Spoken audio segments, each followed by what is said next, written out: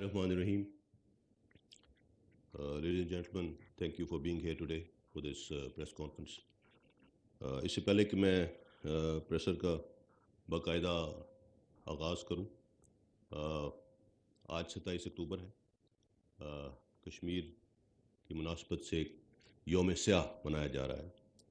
یہ وہ دن ہے جس دن 1947 میں بھارت نے کشمیر پہ غاصبانہ قبضہ کرنے کے لیے اپنی فوجیں وہاں پہ اتاری تھیں، اور اس دن سے آج تک کشمیر کے غیور اور بہادر عوام ان کا بے جگری سے مقابلہ کر رہے ہیں۔ پاکستانی قوم کل بھی ہمارے کشمیری بہن بھائیوں کے ساتھ کھڑی تھی، آج بھی کھڑی ہے، اور ہمیشہ ان کے ساتھ کھڑے رہیں گے انشاءاللہ۔ اور ہم چاہتے ہیں کہ کشمیر کے مسئلے کا حل یونائٹڈ نیشنز کی ریزولوشنز اور کشمیری عوام کی امنگوں کے مطابق کیا جائے۔ Coming over to the issue of the day, آج کی پریس کانفرنس کا مقصد سینئر اور ممتاز صحافی ارشد شریف صاحب کی کینیا میں وفات اور اس سے جڑے حالات و واقعات کے حوالے سے آپ کو کچھ آگاہی دینا۔ یہ پریس کانفرنس ایسے حالات کے تناظر میں کی جا رہی ہے جہاں حقائق کا صحیح ادراک انتہائی ضروری ہے، تاکہ فیکٹ، فکشن اور اوپینین میں ڈفرینشیٹ کیا جا سکے اور سچ سب کے سامنے لایا جا سکے۔ اس پریس کانفرنس کی اہمیت اور حساسیت کی وجہ سے وزیر اعظم پاکستان کو اس حوالے سے خصوصی طور پر پیشگی آگاہ کیا گیا ہے۔ اس کے ساتھ ساتھ ان عوامل کا احاطہ کرنا بہت ضروری ہے جن کے تحت نہ صرف ایک مخصوص بیانیہ بنایا گیا بلکہ اسی جھوٹے بیانیے کے ذریعے لوگوں کو گمراہ کیا گیا۔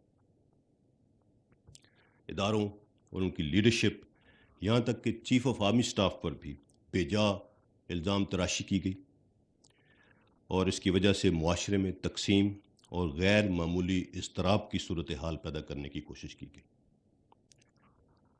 ارشد شریف صاحب کی وفات ایک انتہائی اندوناک واقعہ ہے، اور ہم سب کو اس کا شدید دکھ۔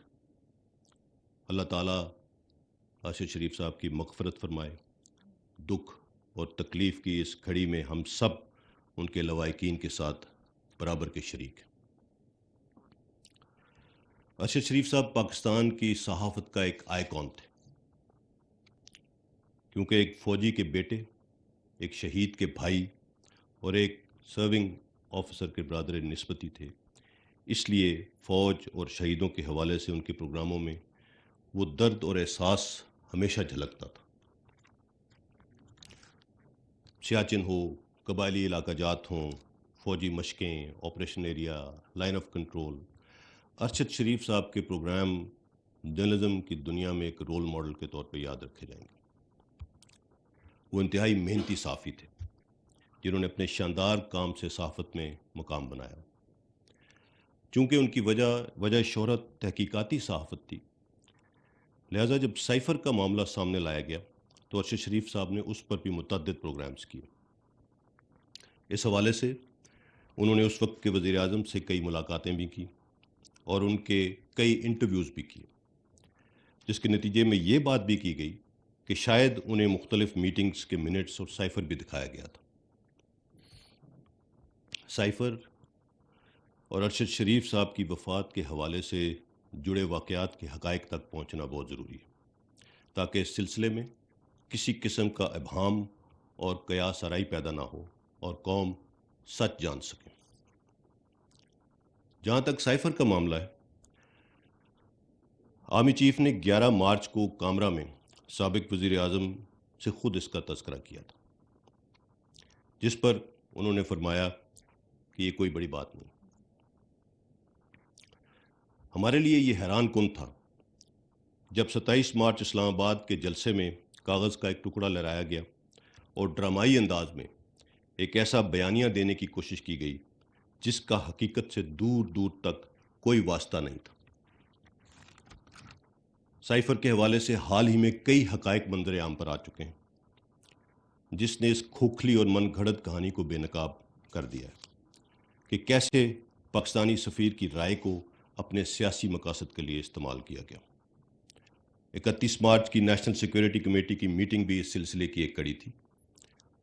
ISI نے بڑے واضح اور پروفیشنل انداز میں نیشنل سیکیورٹی کمیٹی کو بتا دیا تھا کہ حکومت کے خلاف کسی بھی قسم کی سازش کے کوئی شواہد نہیں ملے۔ نیشنل سیکیورٹی کمیٹی کو بریف کیا گیا کہ یہ پاکستانی سفیر کی ذاتی اسیسمنٹ ہے، اور پاکستانی سفیر نے جو لائے عمل ریکمینڈ کیا تھا وہی لائے عمل نیشنل سیکیورٹی کمیٹی نے بھی فارن آفس کو ریکمینڈ کیا۔ ISI کی سائفر سے متعلق فائنڈنگز کی کسی قسم کی سازش کو ان کو اس کے شواہد نہیں ملے، اور یہ تمام فائنڈنگز ریکارڈ کا حصہ ہیں۔ ہم ان فائنڈنگز کو قوم کے سامنے رکھنا چاہتے تھے جو ISI کی فائنڈنگز تھیں، تاہم یہ فیصلہ ہم نے اس وقت کی حکومت پر چھوڑ دیا کہ وہ ISI کی فائنڈنگز کو پبلک کرتے، لیکن ایسا نہیں کیا گیا، بلکہ مزید افواہیں اور جھوٹی خبریں پھیلائی گئیں جس کا مقصد سیاسی فائدہ حاصل کرنا اور ایک مخصوص بیانیہ تشکیل دینا تھا کہ حکومت کے خلاف آئینی اور قانونی اور سیاسی معاملے کی بجائے عدم اعتماد کی تحریک رجیم چینج آپریشن کا حصہ تھی۔ پھر اسی حوالے سے امریکہ کے دنیا بھر میں رجیم چینج آپریشنز کے حوالے دیے گئے اور ان کو پاکستان میں حکومت کی تبدیلی سے جوڑ دیا گیا۔ پاکستان کے اداروں بالخصوص فوج کی لیڈرشپ کو نشانہ بنایا گیا اور ہر چیز کو غداری اور رجیم چینج آپریشن سے لنک کر دیا گیا۔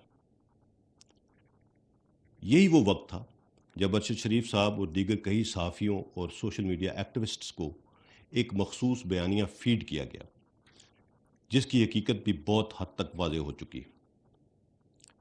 ذہن سازی کے ذریعے قوم اور افواج پاکستان میں سپاہ اور لیڈرشپ میں نفرت پیدا کرنے کی مذموم کوشش کی گئی۔ پاکستان اور پاکستان کے اداروں کو دنیا بھر میں بدنام کرنے کی کوئی کسر باقی نہیں چھوڑی گئی۔ اس میڈیا ٹرائل میں ARY چینل نے بالخصوص پاکستان آرمی اور لیڈرشپ کے حوالے سے ایک جھوٹے اور سازشی بیانیے کو فروغ دینے میں ایک اسپن ڈاکٹر کا کردار ادا کیا اور ایجنڈا سیٹنگ کے ذریعے فوج کے خلاف ایک مخصوص بیانیے کو پروان چڑھایا۔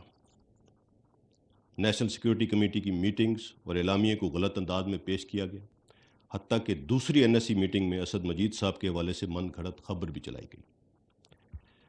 پاکستان آرمی سے سیاسی مداخلت کی توقع کی گئی جو کہ آئین پاکستان کے خلاف ہے۔ لفظ اے پولیٹیکل نیوٹرل کو ایک گالی بنا دیا گیا۔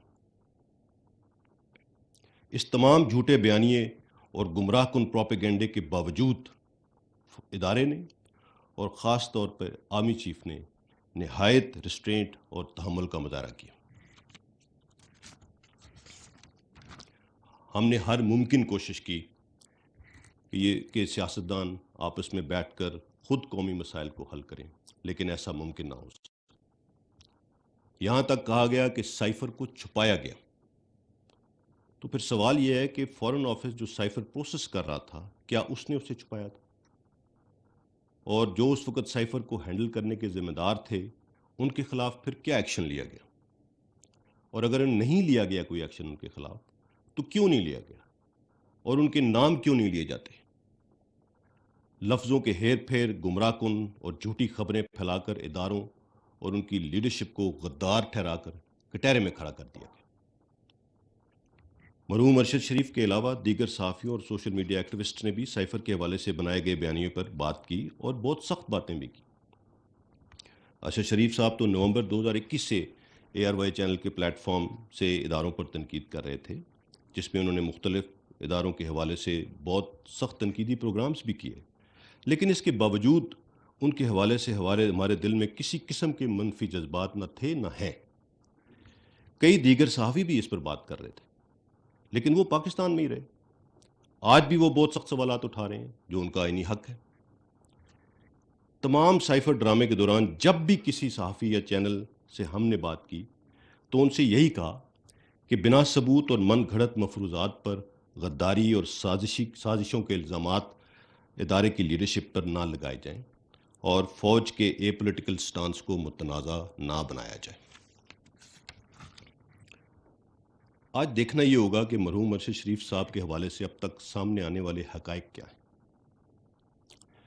5 اگست 2022 کو خیبر پختونخوا گورنمنٹ کی جانب سے ARY اینکر ارشد شریف صاحب کے حوالے سے ایک تھریٹ الرٹ جاری کیا گیا۔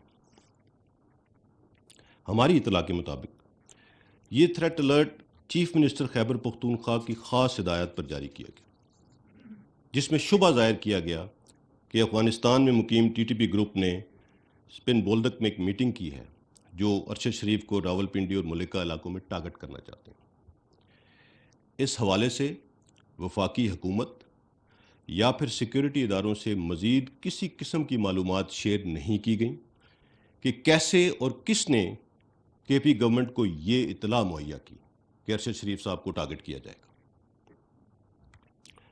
اس سے ظاہر یہ ہوتا ہے کہ یہ تھریٹ الرٹ مخصوص سوچ کے تحت جاری کیا گیا، جس کا مقصد شاید ارشد شریف صاحب کو ملک چھوڑنے پر آمادہ کرنا تھا، جبکہ یہ اطلاعات بھی ہیں کہ ارشد شریف صاحب ملک چھوڑ کر نہیں جانا چاہتے تھے، لیکن بار بار ان کو یہ باور کرایا جاتا رہا کہ انہیں خطرہ لاحق ہے۔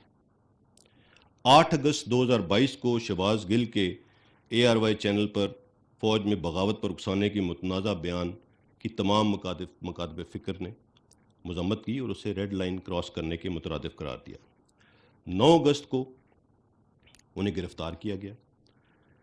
اس متنازع اسپیشل ٹرانسمیشن کے حوالے سے جب ARY نیوز کے سینئر ایگزیکٹو وائس پریزیڈنٹ عماد یوسف سے تحقیقات کی گئیں تو معلوم ہوا کہ ARY کے chief executive officer mister Salman Iqbal نے شہباز گل کی گرفتاری کے فوراً بعد عماد یوسف کو ہدایات دیں کہ ارشد شریف کو جلد از جلد پاکستان سے باہر بھیج دیا جائے۔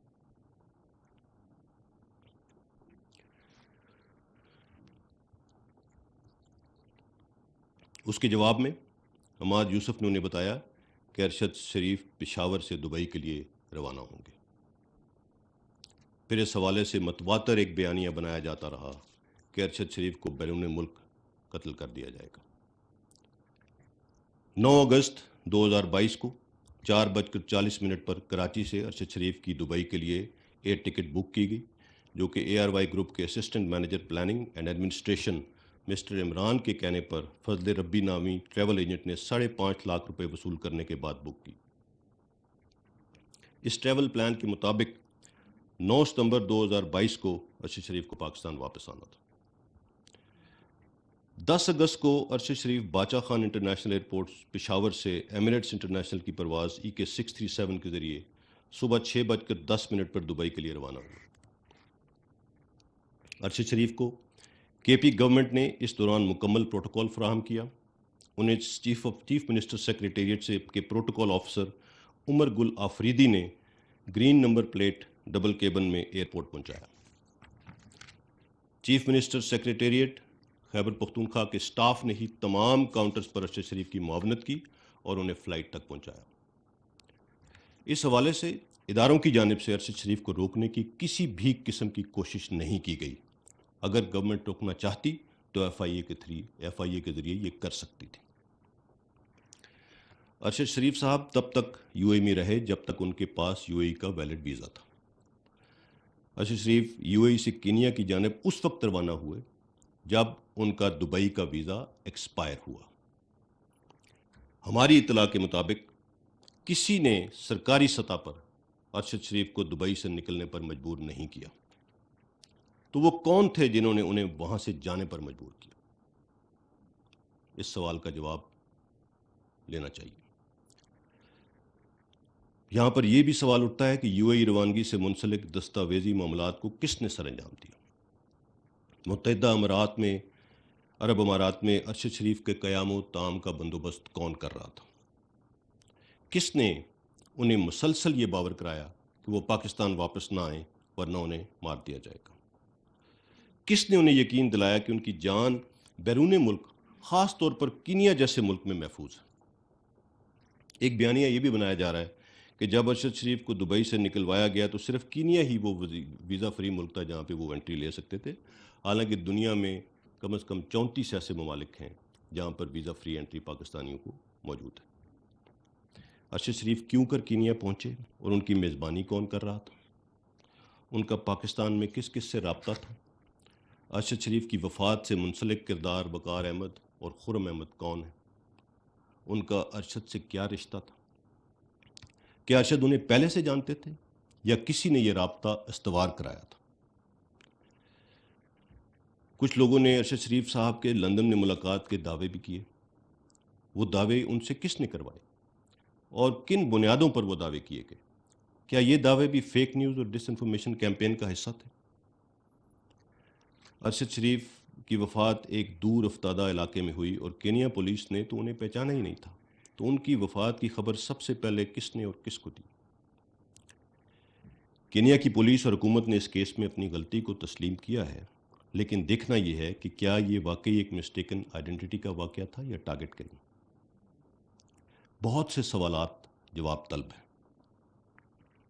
اس افسوسناک واقعے کی صاف، شفاف اور غیر جانبدار تحقیقات بہت ضروری ہے، اور اس کے لیے ہم نے حکومت سے ہائیسٹ لیول انکوائری کمیشن کی استدعا کی ہے۔ اس کمیشن کو اگر بین الاقوامی experts, forensic, I T experts, even under the umbrella of U N نمائندوں کی ماہرین کی ضرورت ہو تو انہیں بھی شامل کرنا چاہیے۔ ان تمام حالات و واقعات میں اے آر وائی کے chief executive officer Salman Iqbal صاحب کا ذکر بار بار آتا ہے، لہٰذا انہیں پاکستان واپس لایا جانا چاہیے اور شامل تفتیش کرنا چاہیے۔ ارشد شریف کی ناگہانی موت کے فوراً بعد سوشل میڈیا پر مخصوص لوگوں نے فوراً الزامات کا رخ فوج کی طرف موڑنا شروع کر دیا۔ اس شفاف موت سے کون فائدہ اٹھا رہا ہے، یہ دیکھنا بہت ضروری ہے۔ ارشد شریف کی وفات ایک ایسا افسوسناک واقعہ ہے جس نے پوری قوم کو رنج و غم میں مبتلا کر دیا ہے۔ میں نے اب تک حاصل ہونے والی تفصیلات اور حقائق آپ کے سامنے رکھ دی ہیں۔ اب آپ پہ فرض ہے کہ آپ ان تفصیلات کی تہہ تک پہنچیں اور تمام کرداروں کو سامنے لائیں اور حقائق قوم کے سامنے رکھیں۔ ہم سب کو انکوائری کمیشن کی رپورٹ کا انتظار کرنا چاہیے۔ جب تک کوئی حتمی رپورٹ سامنے نہیں آ جاتی، کسی پر الزام تراشی کسی صورت مناسب نہ ہوگی۔ ہم ایک خوددار اور آزاد قوم ہیں اور ہم میں سے ہر ایک نے پاکستان کی ترقی اور امن کے لیے کردار ادا کرنا ہے۔ میری آپ سے ریکویسٹ ہوگی کہ اپنے اداروں پر اعتماد رکھیں۔ اگر ہم سے ماضی میں کوئی غلطیاں ہوئی ہیں تو پچھلے 20 سالوں سے ہم اپنے خون سے ان کو دھو رہے ہیں۔ یہ آپ کی فوج ہے۔ یہ وردی پہنے ہوئے 40 سال نوکری کے بعد کوئی غداری کا توق لٹکا کے گھر نہیں جانا چاہتا۔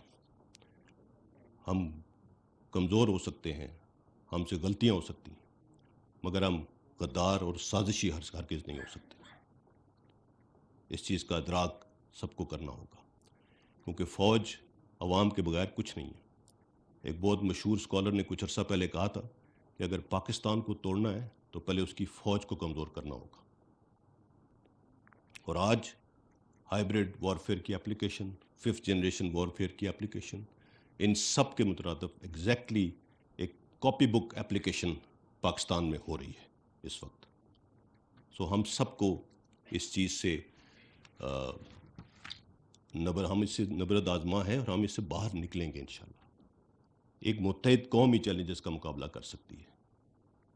ہماری شناخت اور پہچان سب سے پہلے پاکستان ہے اور کچھ نہیں، اور ہم کبھی بھی انشاءاللہ ایک انسٹیٹیوشن کے طور پہ اپنی قوم کو مایوس نہیں کریں گے، نہ کیا ہے نہ کریں گے انشاءاللہ۔ یہ ہمارا آپ سے وعدہ ہے۔ یہ وقت اتحاد، تنظیم اور نظم و ضبط کا ہے، اور مل کر ہمیں پاکستان کو ان تمام چیلنجز سے نکالنا ہے، اور ہم انشاءاللہ اس سے نکلیں گے۔ Thank you very much. Before we start the Q and A, اس ٹاپک کی سینسٹیوٹی کو دیکھتے ہوئے اور جو ہم نے آج بات چیت کی ہے، میں نے ڈی جی آئی ایس آئی کو بھی ریکویسٹ کی ہے کہ وہ آج اس پریس کانفرنس میں میرے ساتھ بیٹھیں، اور اگر آپ کے کچھ سوالات ہیں تو ان کا بہتر طریقے سے جواب دے سکیں۔ ڈی جی آئی صاحب۔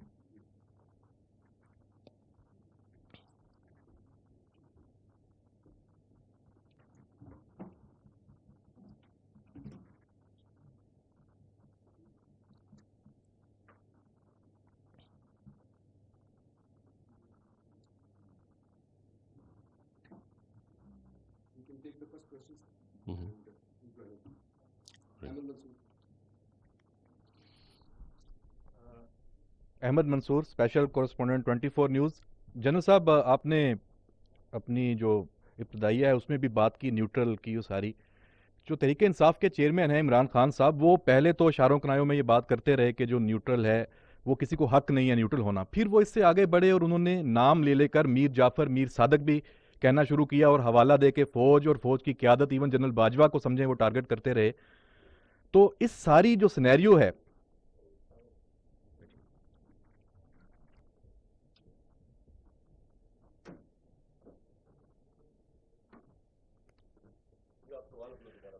جی جنرل صاحب، میں یہ بات کر رہا تھا کہ جو خان صاحب ہیں انہوں نے پہلے تو یہ بات اشاروں کنایوں میں کی کہ نیوٹرل ہے، اس کا کسی کو حق نہیں ہے کہ نیوٹرل ہو، اور پھر انہوں نے نام لینے شروع کر دیے، میر جعفر اور میر صادق کا جو لقب دینا شروع کر دیا، اور ظاہری بات ہے کہ جب وہ اور کھلے اور ابھی تک یہاں تک پہنچے ہیں، وہ ٹارگٹ فنگرنگ بھی کر رہے ہیں، کون کن کو وہ کہہ رہے ہیں، وہ فوج کو، جنرل باجوہ صاحب کو، اس طرح مطلب ان کا بھی اشارہ۔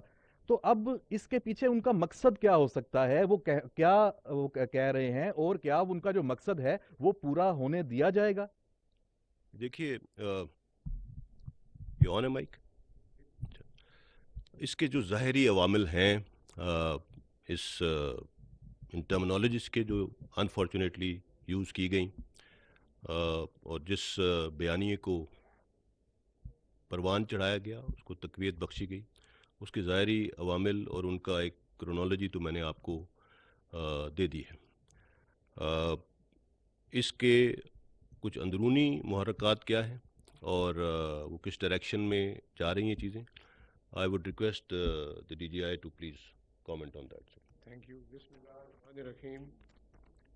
مجھے شعوری احساس ہے کہ آپ لوگ مجھے اپنے درمیان دیکھ کے حیران ہیں، اور میں آپ کی حیرانی کو اچھی طرح سمجھ سکتا ہوں۔ آپ کو معلوم ہے میری ذاتی تصاویر ہوں، ذاتی تشہیر ہو، اس پہ میری پالیسی تقریباً 1 سال سے واضح ہے، جس پہ میں اور میری ایجنسی سختی سے پابند ہے۔ اس کی وجہ یہ ہے کہ میرا منصب اور میرے کام کی نوعیت ایسے ہے کہ مجھے پس منظر میں، مجھے اور میری ایجنسی کو پس منظر میں رہنا ہے۔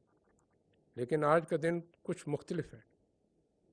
آج میں اپنی ذات کے لیے نہیں آیا آپ کے پاس، بلکہ اپنے ادارے کے لیے آیا ہوں، جس کے جوان، جس کے آفیسرز صبح شام اس وطن کی حفاظت میں اپنی جانوں کے نذرانے پیش کر رہے ہیں، اور خصوصی طور پہ میں اپنی ایجنسی کے لیے آیا ہوں، جس کے آفیسرز اور ایجنٹس پوری دنیا میں، پاکستان کے اندر اس ملک کی پہلی دفاعی لائن بن کے 24 گھنٹے جاگ کام کرتے ہیں۔ جب ان کو جھوٹ کی بنیاد پر بلا جواز تنقید کا، تہذیب کا نشانہ بنایا جائے، تو بحیثیت اس ایجنسی کے، اس ادارے کے سربراہ کے، میں خاموش نہیں رہ سکتا ہوں۔ اور میں یہ بھی مانتا ہوں کہ جب جھوٹ اتنی آسانی، روانی اور فراوانی سے بولا جائے ایک سائڈ سے کہ ملک میں فتنہ اور فساد کا خطرہ ہو، تو سچ کی لمبی خاموشی بھی ٹھیک نہیں ہے اس ملک کے لیے۔ میں کوشش کروں گا بلا ضرورت سچ نہ بولوں۔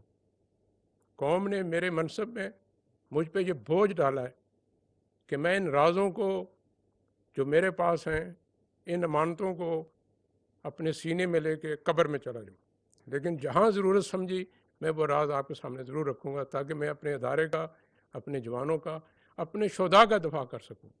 آپ نے دیکھا لسبیلا میں ہمارے کور کمانڈر صاحب، اس کے ساتھ آفیسر، جوان شہید ہوئے، اس مٹی کی خاطر انہوں نے جان دی، لیکن ان کا بھی مذاق بنایا گیا۔ لہٰذا اس پس منظر میں جو آپ نے پہلا سوال پوچھا ہے کہ میر جعفر، میر صادق اور غدار کی کیا پس منظر ہے، دیکھیے اس میں 2 رائے نہیں ہے کہ آپ کسی کو میر جعفر کہیں، میر صادق کہیں، آپ کے پاس کوئی شواہد نہ ہو، تو ظاہری بات ہے اس کی جتنی بھی مذمت کی جائے یہ کم ہے۔ میں آپ کو کہنا چاہتا ہوں کہ یہ بالکل 100% جھوٹ پہ بنایا گیا نظریہ ہے، لیکن آپ کو یہ پتہ ہونا چاہیے کہ یہ نظریہ بنایا کیوں گیا ہے۔ یہ میر جعفر کہنا، میر صادق کہنا، غدار کہنا، نیوٹرل کہنا، جانور کہنا اس لیے نہیں ہے کہ میرے ادارے نے، میری ایجنسی نے آرمی چیف نے غداری کی ہے، یہ اس لیے بھی نہیں ہے کہ انہوں نے کوئی غیر آئینی غیر قانونی کام کیا ہے، یہ اس لیے ہے کہ ان کے ادارے نے غیر آئینی غیر قانونی کام کرنے سے انکار کر دیا۔ آپ کو معلوم ہے پچھلے سال اسٹیبلشمنٹ نے یہ فیصلہ کیا کہ ہم نے اپنے آپ کو اپنے آئینی کردار پہ محدود رکھنا ہے۔ یہ فرد واحد کا فیصلہ نہیں تھا، صرف آرمی چیف کا فیصلہ نہیں تھا، اس پہ ادارے کے اندر اس کی قیادت میں بہت بحث ہوئی اور ہم اس نتیجے پہ پہنچے کہ ملک کا مفاد اسی میں ہے، ادارے کا مفاد اسی میں ہے کہ ہم اپنے آپ کو آئینی کردار پہ محدود کر لیں، سیاست سے باہر نکل جائیں۔ اور میرا یہ ایمان ہے، میری ایجنسی ہو، میرا ادارہ ہو، پاکستان کے ہر فرد کا اس کی کوئی بھی سیاسی سوچ ہو، افکار ہو، اس کا برابر مساوی حق ہونا چاہیے، اس کو کسی ایک گروہ کسی ایک نام کے ساتھ منسلک نہیں ہونا چاہیے۔ یہی اس ادارے کی شان ہے، یہی اس ادارے کی آن ہے۔ ان تمام امور کو ذہن میں رکھ کے یہ ہم نے فیصلہ کیا۔ آپ کو معلوم ہے پچھلے سال سے اور بالخصوص اس سال مارچ میں ہم پہ بہت پریشر آیا اور مختلف طریقے سے پریشر ڈالا گیا، لیکن ادارے نے اور آرمی چیف نے یہ فیصلہ کیا کہ ہم نے جو بنیادی فیصلہ کیا ہوا ہے کہ اپنے آپ کو آئینی کردار پہ محدود رکھنا ہے، ہم اس سے نہیں ہٹیں گے۔ میں یہ بھی آپ کو بتا دوں، جنرل باجوہ صاحب چاہتے تو اپنے آخری 6-7 مہینے بہت سہولت سے گزار سکتے تھے، وہ یہ فیصلہ نہ کرتے، اپنی ذات کو مقدم رکھتے، آرام سے نومبر میں اگلے مہینے ریٹائر ہو کے چلے جاتے، نہ کسی نے تنقید کرنی تھی، نہ اتنی غلاظت بولنی تھی۔ لیکن انہوں نے فیصلہ ملک کے حق میں کیا، وہ فیصلہ کیا جو ادارے کے حق میں ہے۔ انہوں نے اس کے لیے اپنی ذات بھی قربان کی۔ آپ کو معلوم ہے ان پہ، ان کے بچوں پہ کتنی غلیظ تنقید بھی کی جاتی رہی، لیکن میں انہیں جانتا ہوں، جو میں سمجھاؤں، انہوں نے یہ فیصلہ اس لیے کیا، وہ چاہتے تھے کہ جب وہ چلے جائیں تو ان کی لیجیسی میں ایک ایسا ادارہ ہو جس کا کنسٹیٹیوشنل رول ہو، اس کا ایسا رول نہ ہو جس کو متنازع بنایا جا سکے۔ لہٰذا اس چیز کی خاطر انہوں نے یہ فیصلہ کیا۔ میں یہ بھی آپ کو بتا دوں، مارچ کے مہینے میں آرمی چیف کو ان کی مدت ملازمت میں غیر معینہ مدت کی توسیع کی پیشکش بھی کی گئی، میرے سامنے کی گئی۔ یہ بہت پرکشش پیشکش تھی، لیکن انہوں نے اس کو بھی ٹھکرا دیا، اس لیے کہ انہوں نے جو بنیادی فیصلہ کیا تھا کہ ادارے کو متنازع رول سے ہٹا کے آئینی رول پہ لانا ہے۔ اور میں یہ ضرور پوچھنا چاہتا ہوں، آپ کو حق ہے اپنی رائے دینے کا۔ I respect that right. As a soldier I am ready to protect that right to the extent possible. But میں یہ ضرور پوچھنا چاہتا ہوں کہ اگر آپ کا دل مطمئن ہے کہ آپ کا سپہ سالار غدار ہے، میر جعفر ہے، تو ماضی قریب میں اتنی تعریفوں کے پل کیوں باندھتے تھے آپ؟ اگر آپ سمجھتے ہیں کہ آپ کا سپہ سالار غدار ہے، میر جعفر ہے، تو اس کی مدت ملازمت میں اتنی توسیع کیوں دے رہے ہیں؟ عجیب بات ہے، آپ سمجھتے ہیں سپہ سالار غدار ہے، لیکن آپ انہیں کہہ رہے ہیں کہ پوری زندگی کے لیے اگر آپ نے اس ملازمت میں رہنا ہے تو رہیں۔ اور اگر وہ واقعی آپ کی نظر میں غدار ہے، آپ کی سوچ میں غدار ہے، تو پھر آج بھی ان سے پس پردہ کیوں ملتے ہیں؟ مجھے آپ کے ملنے پہ اعتراض نہیں ہے، آپ ملیے، یہ ہمارا فرض ہے اس ملک کے ہر شہری کی آواز پہ لبیک کہنا، لیکن یہ نہ کریں کہ آپ رات کی خاموشی میں بند دروازوں کے پیچھے ہمیں ملیں، اپنی آئینی غیر آئینی خواہشات کا اظہار کریں، وہ بھی آپ کا حق ہے، لیکن یہ نہیں ہو سکتا کہ دن کی روشنی میں اسی بندے کو آپ غدار کہیں۔ آپ کی قول و فعل میں، فکر و تدبر میں اتنا کھلا، اتنا بڑا تضاد ٹھیک نہیں۔ Thank you. جی عظیم صاحب، بڑا اچھا لگا آپ کی گفتگو سن کے، پہلی دفعہ آپ آئے۔ پاکستان میں جو لاء ہے، یہ پہلے تو جذبات کا اظہار کر دوں پھر سوال بھی، وہ ڈبل اس کا پیمانہ ہے۔ مجھ جیسا آدمی، عام صحافی، فوج کے اوپر کوئی بات کرے تو مقدمے ہو جاتے ہیں۔ یہاں عمران خان صاحب جو ہے وہ سر عام انہوں نے فوج کی دھجیاں اڑا دیں، ان کے اوپر کوئی ہاتھ نہیں ڈال سکتا۔ مطلب یہ کیا رول آف لاء ہے اس ملک کے اندر، اور یہ کیا لیگیسی ہے جو ہم دیکھ رہے ہیں یا آپ دیکھ رہے ہیں؟ ایک تو مجھے اس کا بھی ضرور بتائیے گا کہ اس ملک کو کس طرح آگے لے کے جانا ہے۔ دوسرا سر، یہ جو کل واڈا صاحب نے کہا اور اس سے پہلے عمران خان صاحب نے کہا، عمران خان صاحب بھی کہہ رہے ہیں ان کے پاس انفارمیشن ہے کہ ان کو مارا جا رہا تھا، ہمارے جو صحافی بھائی تھے ارشد شریف صاحب، اور اس انفارمیشن کی بیس پہ انہوں نے ان کو باہر نکلنے مجبور کیا. تو یہ انفارمیشن کیا ہمارے عسکری اداروں کی طرف سے ان کے پاس آئی تھی؟ کیونکہ ذاتی انفارمیشن تو اتنی وثوق سے نہیں ہو سکتی کہ وہ اتنے کریڈیبل ہو کے وہ بتا رہے ہیں کہ جی یہ انفارمیشن تھی اور انہوں نے اس کی بنیاد میں وہ کہا. تو اگر عسکری ذرائع سے آئی تھی تو وہ کون سے عسکری ذرائع تھے؟ وہ آپ کے نوٹس میں ہیں sir, being a D G I S I. اور دوسرا جو فیصل واڈا صاحب کہہ رہے ہیں کہ ان کے فون کا آڈٹ کرا لیا جائے تو چل جائے گا پتہ کہ ساری کانسپریسی کھل جائے گی. تو کیا اس سلسلے میں آپ کچھ کر رہے ہیں کہ واڈا صاحب کو بلایا جائے، ان سے پوچھا جائے؟ انہوں نے تو کل بہت باتیں کر دی، انہوں نے تو کہا کہ اس کے جو بینیفیشری ہیں وہی اس کے قاتل ہیں. تو کون بینیفیشری ہے ارشد شریف صاحب کے قتل کا، اور اس کا لانگ مارچ سے کیا تعلق ہے؟ اور لانگ مارچ میں کیونکہ اب یہ مدعا عمران صاحب نے اٹھا دیا ہوا ہے تو اس کو کس طرح لنک کر کے کس طرح دیکھا جائے سر؟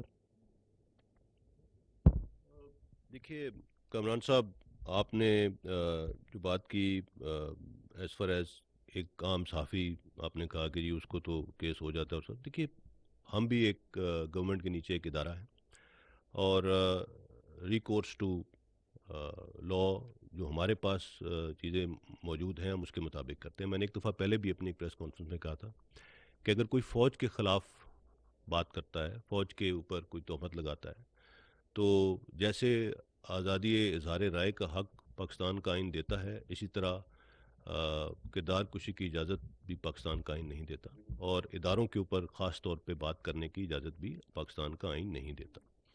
اور اس لاء کی امپلیمنٹیشن وہ گورنمنٹ آف دا ڈے نے کرنی ہوتی ہے. گورنمنٹ آف دا ڈے نے کرنی ہوتی ہے. اگر آپ کے اس ادارے کے اوپر کوئی انگلیاں اٹھا رہا ہے تو انہوں نے اس کے اوپر آگے ایکشن لینا ہے. اس مد میں جب بھی کوئی اس طرح کی چیز ہوئی ہے ہم نے ہمیشہ گورنمنٹ کے تھرو اس کو اپروچ کیا ہے، اور گورنمنٹ اس کے بارے میں جو بھی ایکشن لیتی ہے وہ ان کی ثوابدید ہے، ہماری ثوابدید نہیں ہے کسی کو گرفتار کرنا یا کسی کو کچھ کرنا. All we can do is request the government. دوسرا آپ نے کہا کہ اس کا لانگ مارچ سے کیا تعلق ہے. دیکھیے لانگ مارچ ایک جی بالکل انکوائری کمیشن انفارمیشن کہاں سے آئی جی ارشد شریف صاحب قتل کی؟ ادارے سے آئی ہے یا بین ادارے سے آئی ہے؟ یہی تو ہم کہہ رہے ہیں کہ ہمارے پاس ایسی کوئی اطلاع نہیں تھی. جب میں نے آپ کو دکھایا کہ کے پی گورنمنٹ نے ایک تھریٹ الرٹ جاری کیا، we had no such information. I am sure ادارے کی طرف سے کسی قسم کی کوئی انفارمیشن ایسی شیئر نہیں کی گئی، اور اس کو بعد میں ڈگ بھی کیا گیا کہ کیسے کہاں سے آئی. کسی نے یہ انفارمیشن ہمارے ساتھ شیئر نہیں کی. سو جو کل والی ایک پریس کانفرنس تھی، میں اس کے ساتھ ان کی اوپر تو کمنٹ نہیں کر سکتا، مگر میرے خیال میں جو انکوائری کمیشن بنا ہے وہ ان تمام لوگوں کو، ان تمام شواہد کو دیکھے گا. اس لیے میں نے کہا کہ یہ بہت ضروری ہے کہ اس کیس کا غیر جانبدار اور شفاف اس کی تحقیقات ہوں، اور اس میں جس نوعیت کے انٹرنیشنل ایکسپرٹس یا فورینزک ایکسپرٹس جو بھی شامل ہے، ٹیکنالوجیکلی اس کو اگر کرنا ہے وہ کیا جائے. بغیر اس کے اگر یہ کیس اپنے منطقی انجام تک نہ پہنچا تو اس کا بہت نقصان ہوگا. سو دیٹ از وائی اگر انہوں نے کل کوئی بات کی ہے and it is very clear تو I am sure inquiry commission اس چیز کو دیکھے گا. آپ کچھ اس میں ایڈ کرنا چاہیں گے؟ دیکھیے شہید ارشد شریف صاحب بہت قابل صحافی تھے، محنتی صحافی تھے. میں ذاتی طور پہ ان کی بہت عزت کرتا ہوں. ان کی سیاسی آرا سے کچھ احباب کو اختلاف کی گنجائش غالباً ہے، لیکن ان کا ایک نام ہے، ایک مقام ہے، ایک ان کی لگن اپنے کام کے ساتھ، اس سے انکار نہیں ہے. لیکن جو میرے پاس معلومات ہیں اور تحقیق ہے اس کی بنیاد پہ میں آپ کو بتا سکتا ہوں کہ شہید ارشد شریف کی زندگی کو پاکستان میں کوئی خطرہ نہیں تھا. دوسرا دیکھیے وہ ہمیشہ سے ان کے خاندان میں غازی بھی ہیں، شہید بھی ہیں. سو ان کا جب وہ یہاں پر بھی تھے اسٹیبلشمنٹ سے، میرے اپنے ادارے کے لوگوں سے رابطہ تھا. جب وہ باہر گئے وہاں سے بھی ان کا رابطہ تھا. بلکہ اس مہینے میں انہوں نے بی جی سی جو میرے ساتھ ہیں، جنرل صاحب کام کرتے ہیں، ان کے ساتھ رابطہ رکھا، اور وہ واپسی کا بھی اپنی آنے کا خواہش کا اظہار کر رہے تھے. آپ کو معلوم ہے کینیا میں اس کی انکوائری ہو رہی ہے. میں اپنے کینین ہم منصب سے رابطے میں ہوں، ان سے رابطہ کیا ہے. ان کی جو ابتدائی تحقیقات ہیں اس کے مطابق یہ شناخت کی غلطی کے باعث حادثہ پیش آیا. اس پہ حکومت پاکستان اور ہم مکمل شاید مطمئن نہیں ہیں. اسی لیے حکومت نے ایک ٹیم بنائی ہے जो तहकीकात करने कीनिया जाएगी। हुकूमत ने जुडिशल कमीशन भी बनाया है और मैंने दानिस्ता तौर पर ISI के जो मेंबरान थे इन दोनों फोरम से निकाल लिए ताकि कौम के सामने गैर जानबदार 100% शफाफ तहकीकात हो, और जो भी इसका नतीजा आएगा इंशाल्लाह DGISPR आपको इससे आगाह रखें। जन साहब, मुमताज़ भट्टी मैं दिन से को रिप्रेजेंट करता हूँ। जन साहब, ये जितने लोग आज मीडिया के रिलेटेड हमारे साथी जो तनकीद कर रहे हैं अफवाज पाकिस्तान के ऊपर और मुख्तलिफ़ किस्म का प्रोपेगेंडा जो किया जा रहा है, मैं अरशद साहब की बात नहीं कर रहा, बाकी लोगों की बात कर रहा हूँ जो इस दुनिया में हैं। इन सब का ताल्लुक़ माजी में आपके जो इंटेलिजेंस का इदारा है उसके चीफ़ के साथ और उनके करीबी अफसरों के साथ रहा है।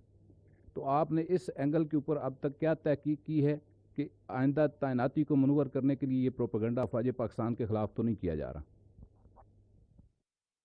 देखिए, एज लॉन्ग एज ताल्लुकात या मिलना या इस तरह की चीज़ है, उसको इंफॉर्मेशन की शेयरिंग है, उसको कोई गलत रंग मेरे ख्याल में नहीं देना चाहिए।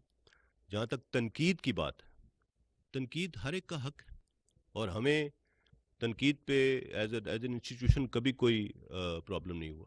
हमारा मसला सिर्फ किसी को तब होता है जब तनकीद से बढ़कर एक चीज़ इल्ज़ाम तराशी और मन घड़त प्रोपेगेंडे की डोमेन में चली जाती है। So that is something that we need to avoid at all cost, and specially जब हम अपने इदारों के बारे में बात कर रहे हैं, बिकॉज़ हमारे पास ऐसा कोई फोरम नहीं है कि हम हर रोज़ आके हर एक के किसी की भी बात का जवाब दे सकें। ना ही हमें सूट करता है, ना ही हमें करना चाहिए।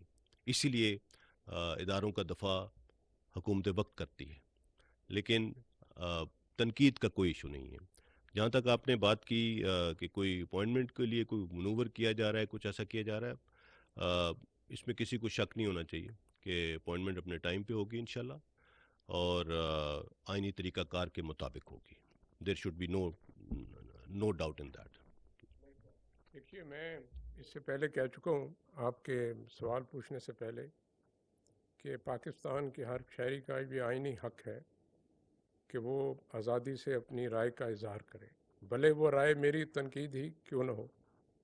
और मैं दोहरा देता हूँ आपके लिए कि it is my duty to respect that right. As a soldier and spy I am ready to protect that right. आप हमारा मुहासबा कीजिए, सुबह शाम कीजिए, लेकिन पैमाना ये रखिए कि मैंने मुल्क के लिए और कौम के लिए क्या किया है। ये ना रखिए कि मैंने आपके लिए, आपकी ज़ाती सियासी मफादात के लिए कुछ किया ही नहीं। वो पैमाना ठीक नहीं है। अगर मैं मुल्क के लिए काम ठीक नहीं कर रहा हूँ, कौम की उम्मीदों में पूरा उतर नहीं रहा हूँ, आप बराए मेहरबानी मेरे पे तनकीद करें। मैं बहुत खुश उसलूबी से अपने काम में बेहतरी लाऊंगा। Thank you. मैं इसमें बड़ा मशहूर एक मकूला है कि everybody has a right to his और her own opinion but not to their own facts. Opinion का राइट है, बट फैक्ट्स मैन्युफैक्चर मत करें। और अनफॉर्चुनेटली जब प्रोपेगेंडा, फिफ्थ जनरेशन वॉरफेयर, ये जब जो इसकी असास है वो यही है कि फैक्ट्स को तोड़ मरोड़ के पेश किया जाता है और उनकी बुनियाद पर अफवाहें और प्रोपेगेंडा किया जाता है। ठीक है जी, लाइकुर रहमान, ARY TV से। डीजी साहब, आपसे सवाल है कि जिस सिनारियो को आपने बयान किया उसमें बहुत से इंटरनेशनल चैलेंजेस भी एक सामने आते हैं, तो थोड़ी सी रोशनी डालेंगे वो कौन से इंटरनेशनल चैलेंजेस हैं और उनको निपटने के लिए हिकमत अमली क्या है? और DGI ने अभी एक स्टेटमेंट दी, उसमें एक छोटा सा जिक्र किया कि मार्च में चीफ को एक्सटेंशन, अनलिमिटेड एक्सटेंशन की बात की गई। नाम बताना पसंद करेंगे किसने की थी? Thank you. इन्फॉर्मेशन उन्होंने शेयर किया है, मेरे ख्याल में वो उतनी ही शेयर कर सकते हैं। इससे मज़ीद अगर शेयर कर सकते होते तो आपको ज़रूर बता देते।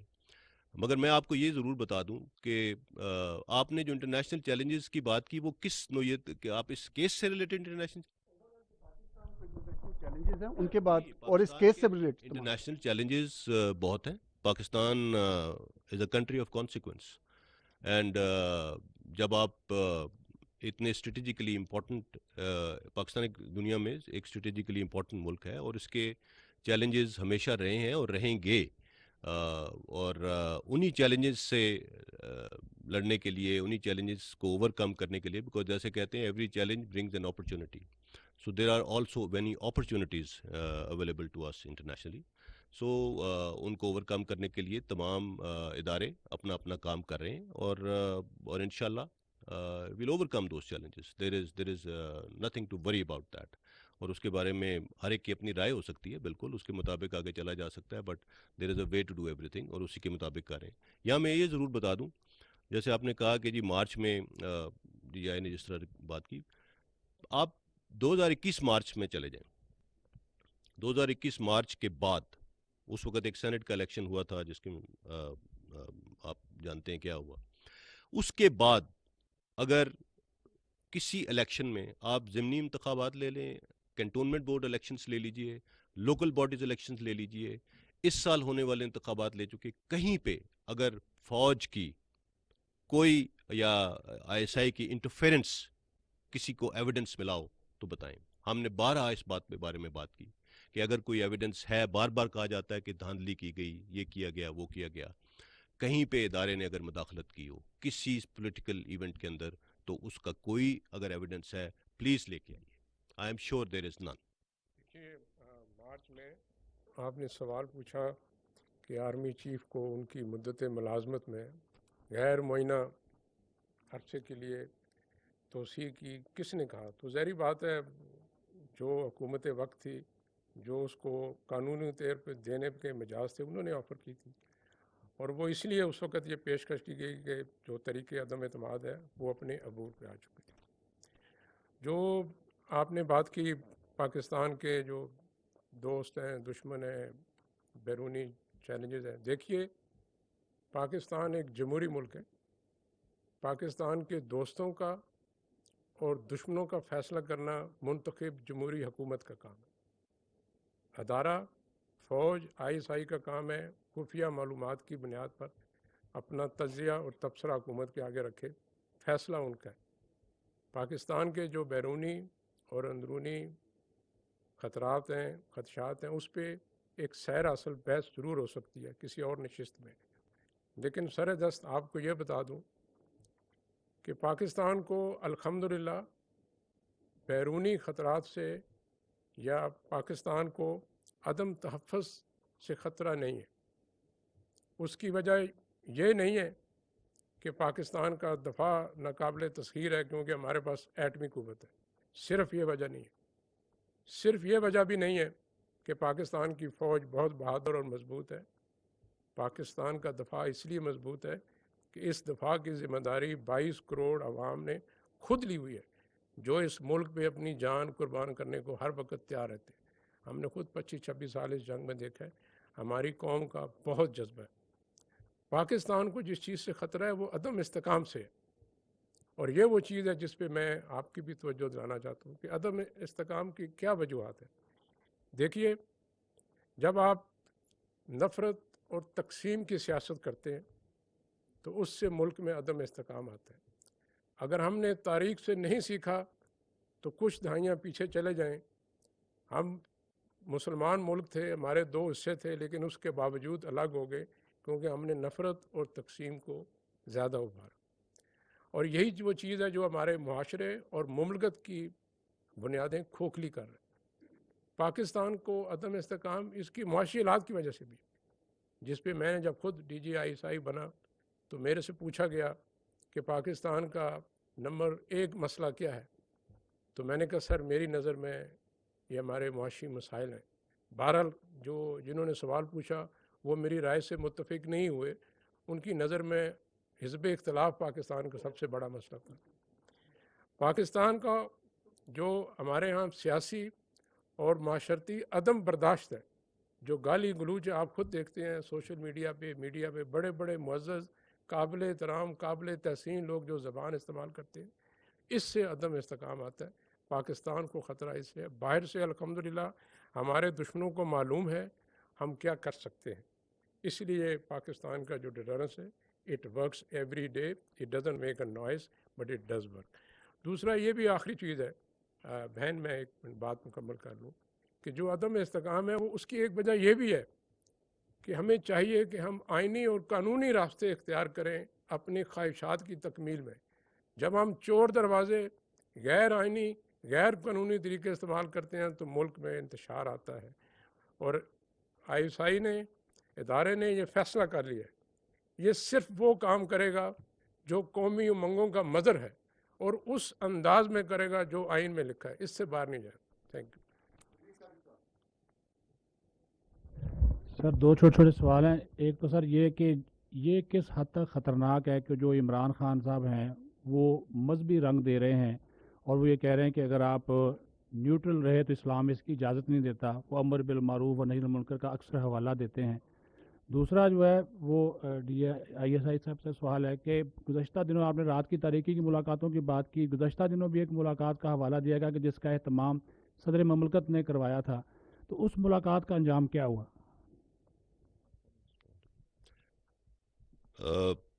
उस मुलाकात के बारे में DGI आपको कुछ तफसील अगर उनके पास है तो वो दे देंगे।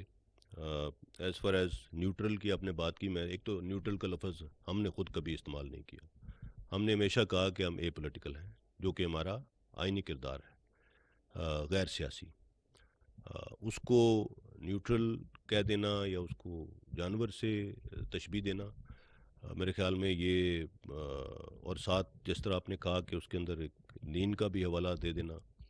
मैं कोई रिलीजियस स्कॉलर नहीं हूँ, लेकिन जितना दीन मुझे समझ आता है, मेरे ख़्याल में इस किरदार का उसके साथ कोई ताल्लुक़ नहीं है। ये हमारा आइनी किरदार है और पाकिस्तान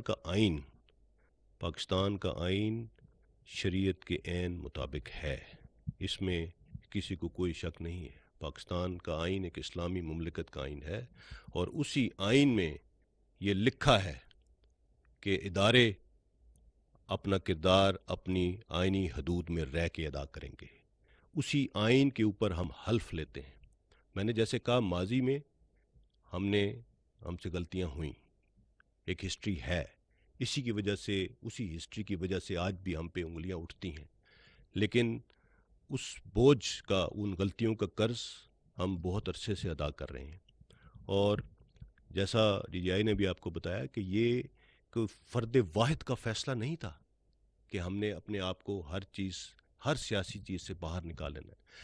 मैंने अपनी प्रेसर में भी बात की, आप रिकोडिक ले लें, आप फाटफ ले लें, आप कारके ले लें, आप NCOC कोविड का दौरान जो काम हुआ वो ले लीजिए। इवन मिलिट्री डिप्लोमेसी के तहत जो कुछ चीफ ऑफ आर्मी स्टाफ ने अपनी ज़ाती ताल्लुकात को भी सामने लाके जो कुछ कर सकते थे किया। ये सब कुछ किसी इंडिविजुअल के लिए नहीं किया, ये पाकिस्तान के लिए, पाकिस्तान की आवाम के लिए किया। और पाकिस्तान की नेशनल सिक्योरिटी से मुंसलिक हर काम में ये फ़ौज हमेशा सामने आई है, आज भी है और आइंदा भी रहेगी इंशाल्लाह। उसमें किसी गवर्नमेंट या किसी सियासी जमात या उसका कोई ताल्लुक नहीं है। ये काम पाकिस्तान के लिए कर रहे हैं और ये हमारा फ़र्ज़ है। लेकिन सियासी तौर पे इन्वॉल्वमेंट या किसी के हक़ में मदाखलत करना, ये इंस्टीट्यूशन ने एक बहुत सोच समझ के ये फ़ैसला किया कि ये अब आगे ये नहीं चल सकता। और इंशाल्लाह आप देखेंगे कि we are going to stick to that and this is what our constitutional role is. और जैसे DGI ने भी बड़ा क्लियरली कहा कि ISI भी वही काम करेगी जो जिसकी उसे आइन इजाज़त देता है। दूसरी सवाल का जवाब मैं आपसे रिक्वेस्ट करूँगा सर। देखिए, जिन मुलाकातों का आपने जिक्र किया, सदर पाकिस्तान साहब की मुलाकातों का, वो मुलाकातें हुई। उन मुलाकातों के होने में कोई ममानियत नहीं है, मैं उसमें कोई बुरी चीज़ नहीं देखता, क्योंकि उसकी नीयत मुल्क में इस्तेकाम लाना, सियासी ठहराव लाना था। और जितने भी रवैयों में इतनी ज़्यादा तलखी और टॉक्सिटी आ चुकी थी, उसको कम करना था। वो अपने मंतकी अंजाम तक नहीं पहुंच सकी। वो क्यों ना पहुंची, उसके अलावा कौन सी मुलाकातें हुई, मैंने आपको शुरू में कहा कि बिला ज़रूरत सच शर है। Thank you.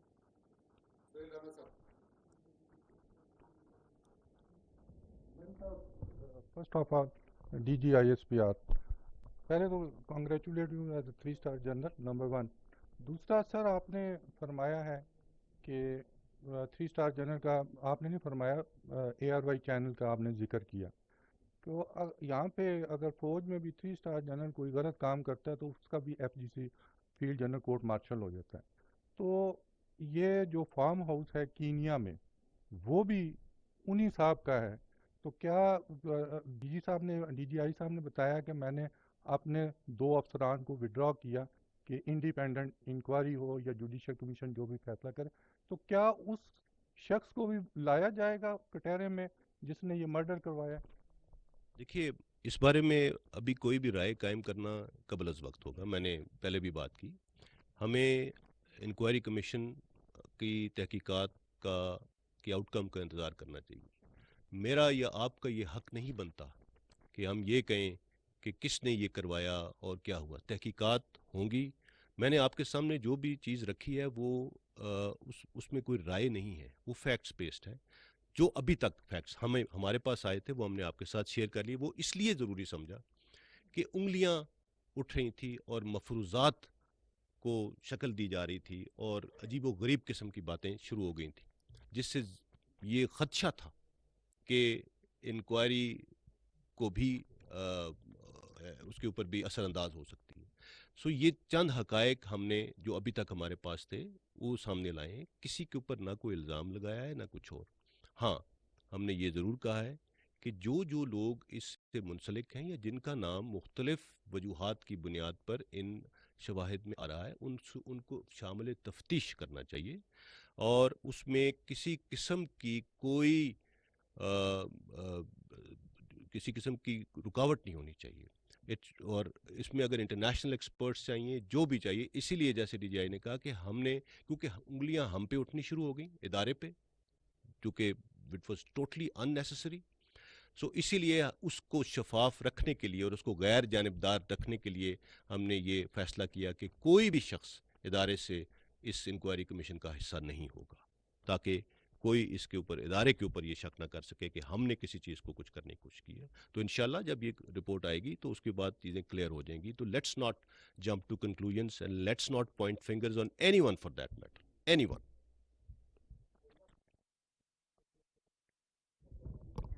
سر السلام علیکم. اور پہلا سوال تو سر آپ سے DGI سے جنرل ندیم صاحب سے کہ آپ کا آنا یقیناً حیران کن چیز تھی.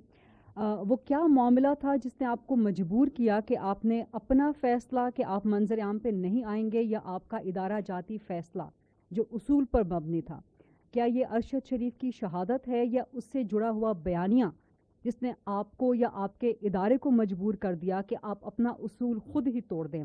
دوسرا سر, آپ نے جنرل بابر صاحب آپ نے کہا کہ ارشد شریف کو سائفر بھی شاید غالباً دکھایا گیا. کیا یہ بھی ایک ایلیمنٹ ہو سکتا ہے ارشد شریف کو ٹارگٹ کیے جانے کے پیچھے, یا کوئی ان کو ٹریپ میں لا کر ان کو اس طرح سے الجھانے کے پیچھے؟ دوسرا سر, عمران خان نے خود کہا کہ میں نے بھیجا ارشد شریف کو, میں نے کہا ملک سے باہر جائیں, اور یہ کہ ان کے قتل کا منصوبہ مجھے بھی معلوم تھا. پھر KP گورنمنٹ کا تھریٹ لیٹر وہ ہم سب کو معلوم تھا, آپ نے وہ آج دکھا بھی دیا.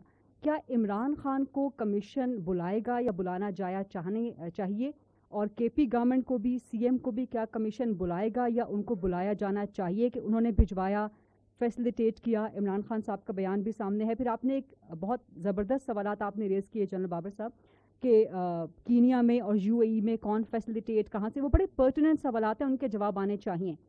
ایک سوال آپ نے کہا کہ کس نے کس کو خبر دی ارشد شریف کی شہادت کی, تو جو ہمارے پاس اطلاعات ہیں ان کے مطابق تو خرم نے سب سے پہلے سلمان اقبال کو, فیملی کو بھی نہیں دی. تو یہاں پر جو کنیکشن ڈیولپ ہو رہے ہیں, کیا ان سب چیزوں کی بھی تفتیش اور تحقیق ہونی چاہیے؟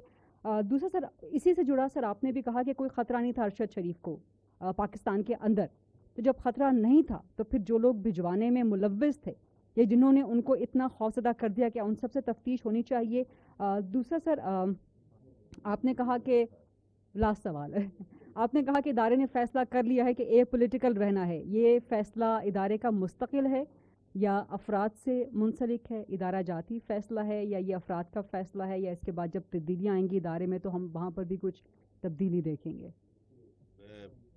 یو لاسٹ کوشچن فرسٹ, کہ میں نے پہلے بھی کہا یہ ادارے کا فیصلہ ہے, یہ کسی انڈیویجول کا فیصلہ نہیں ہے. اور ہمارا ادارے کا ایک میکنزم ہے جس کے تحت سینئر ملٹری لیڈرشپ فریکوینٹلی بیٹھتی ہے اور مختلف چیزوں کے اوپر غور کیا جاتا ہے.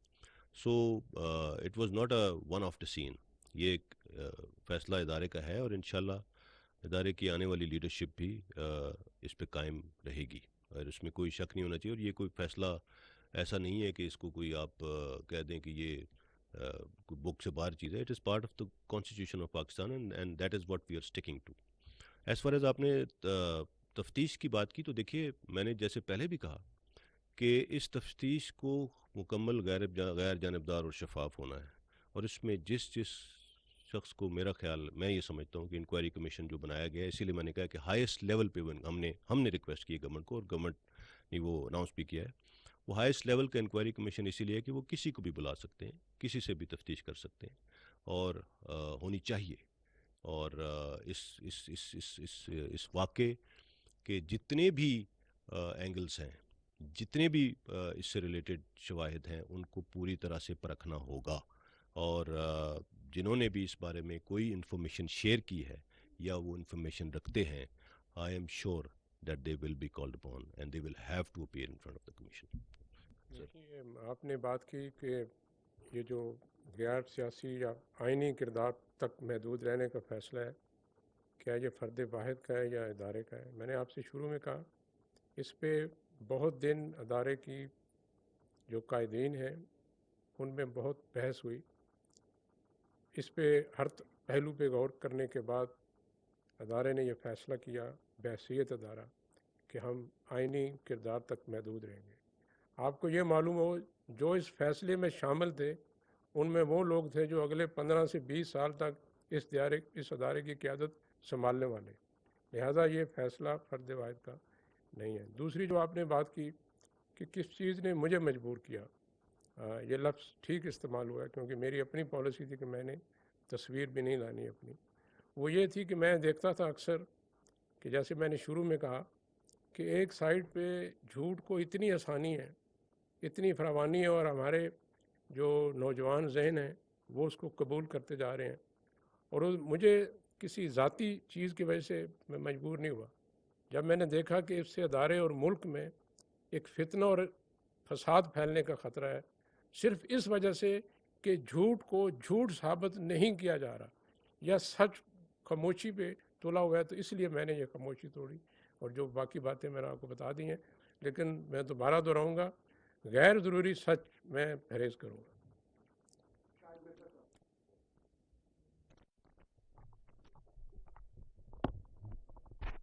السلام علیکم جی صاحب, ایک تو آپ کو مبارکباد دینا چاہوں گا اور دوسرا آپ کی اچھی اردو سن کے اچھا لگا سر, ڈی جی آئی سر.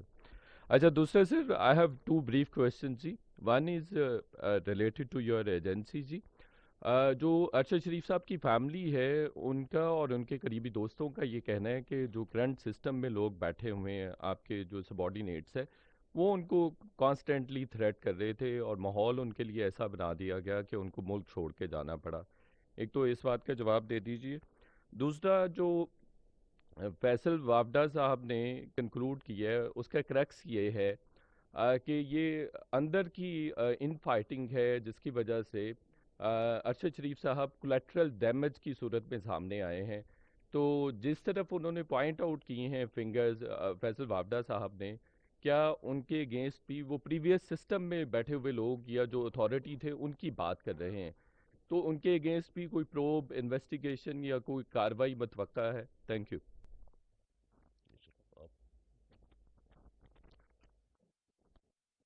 یہ آپ نے ایک تو فیصل واڈا صاحب کی جو بات کی, میں اس کے اوپر we would not like to comment on that because یہ ان کی ذاتی ایک اسٹیٹمنٹ ہے. انہوں نے جو بھی بات کی, میں نے پہلے بھی کہا کہ جیسے انہوں نے اپنے آپ کو پیش کیا ہے, انہوں نے یہ بھی کہا ہے کہ جی میرا فون بھی اویلیبل ہے, تو آئی تھنک انکوائری کمیشن کو اس کے اندر دیکھنا چاہیے, ان کو تفتیش میں ضرور شامل کریں.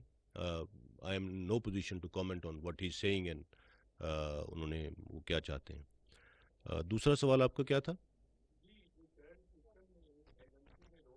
جی اس کے بارے میں I would request D G I would request.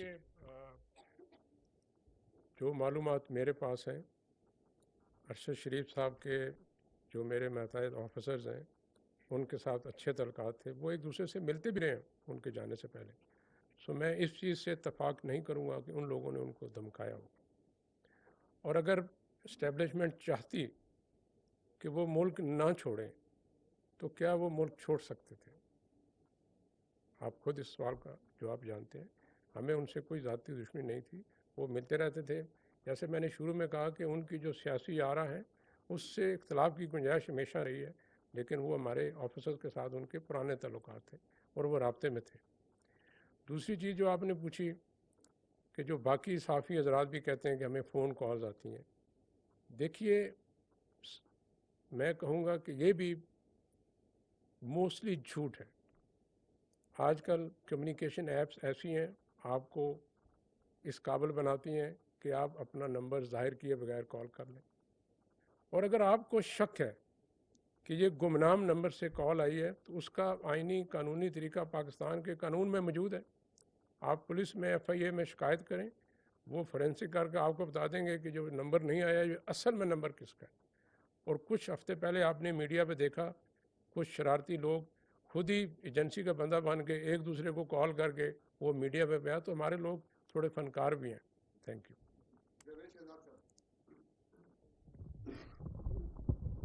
जैसा मैं जावेद शहजाद हूँ और साफ न्यूज़ इस्लामाबाद से थोड़ी देर के लिए आपको पाकिस्तान मिलिट्री एकेडमी काकूल लेके जाऊँगा, जहाँ पे जनरल कमर जावेद बाजवा ने 2 टोक अल्फाज में कहा था कि कौमी तरक्की, अवामी खुशहाली और जमहूरी अमल को अदम इस्तेहकाम का शिकार होने के लिए किसी जत्थे को हम इस्लामाबाद में दाखिल नहीं होने देंगे और कानून नहीं तोड़ने देंगे। आर्मी चीफ की जो स्टेटमेंट है वो स्टेटमेंट की हद तक महदूद है, या इस हवाले से लॉन्ग मार्च भी आ रहा है और वफाकी हुकूमत से कोई रुजू किया जा रहा है कि नहीं। दूसरा सर, DGI से मेरा सवाल है, मेरा और इनका दफ्तर करीब करीब ही आपारा में ही। तो सर मैं ये जानना चाहूँगा कि अभी जितनी हमने बात की है इमरान खान के हवाले से, तो इमरान खान को लाने में भी तो आपके इदारे का किरदार था। क्या आप समझते हैं कि वो गलती थी? इस हवाले से MI की और ISI की जो स्टडी रिपोर्ट्स हुई थी खान साहब के हवाले से, उस पर भी ज़रा डिस्कस कीजिएगा सर। Thank you. अच्छा, आपके पहले सवाल का जवाब मैं दे दूं कि चीफ ऑफ आर्मी स्टाफ ने अपनी तकरीर में ये नहीं कहा था कि किसी जत्थे को इस्लामाबाद में दाखिल नहीं होने देंगे। उन्होंने ये कहा था कि ये जो कोई जत्था या ग्रुप या जिस तरह से उनको आप मतलब पाकिस्तान को डिस्टेबलाइज करने की इजाज़त नहीं देंगे। एज़ फार एज़ इस्लामाबाद आना, एक लॉन्ग मार्च करना या उसमें लोगों का शामिल होना, ये एक सबका जमहूरी हक है और मेरा नहीं ख्याल कि उससे कोई किसी किस्म का कोई पाकिस्तान को कोई ख़तरा है। और जहाँ तक अगर उसके अंदर जैसे आइनी तौर पे कानून के मुताबिक लोग इकट्ठे होते हैं, कहीं जाते हैं, कहीं बैठते हैं, that should not worry anyone.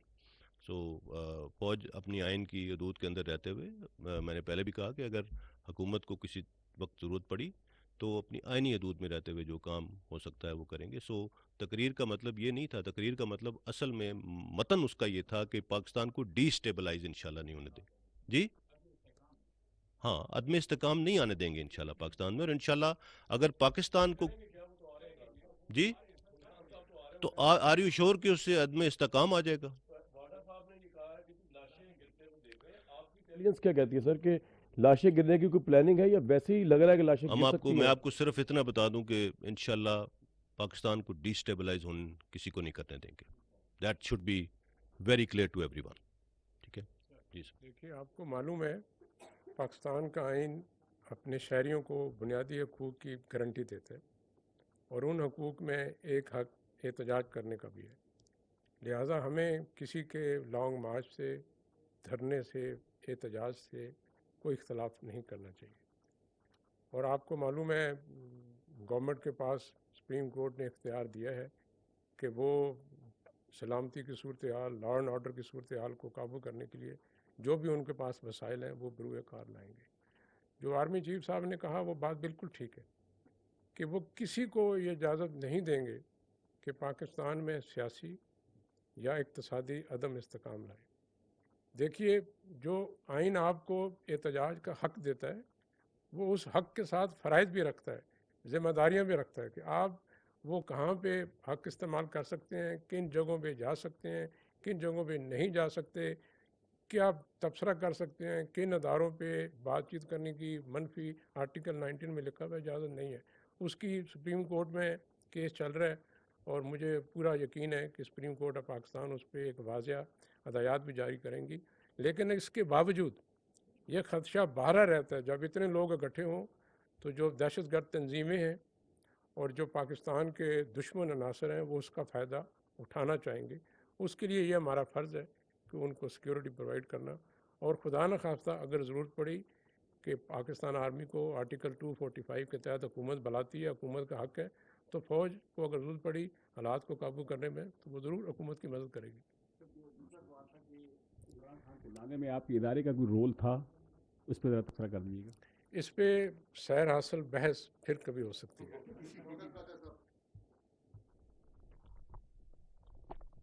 Thank you, sir.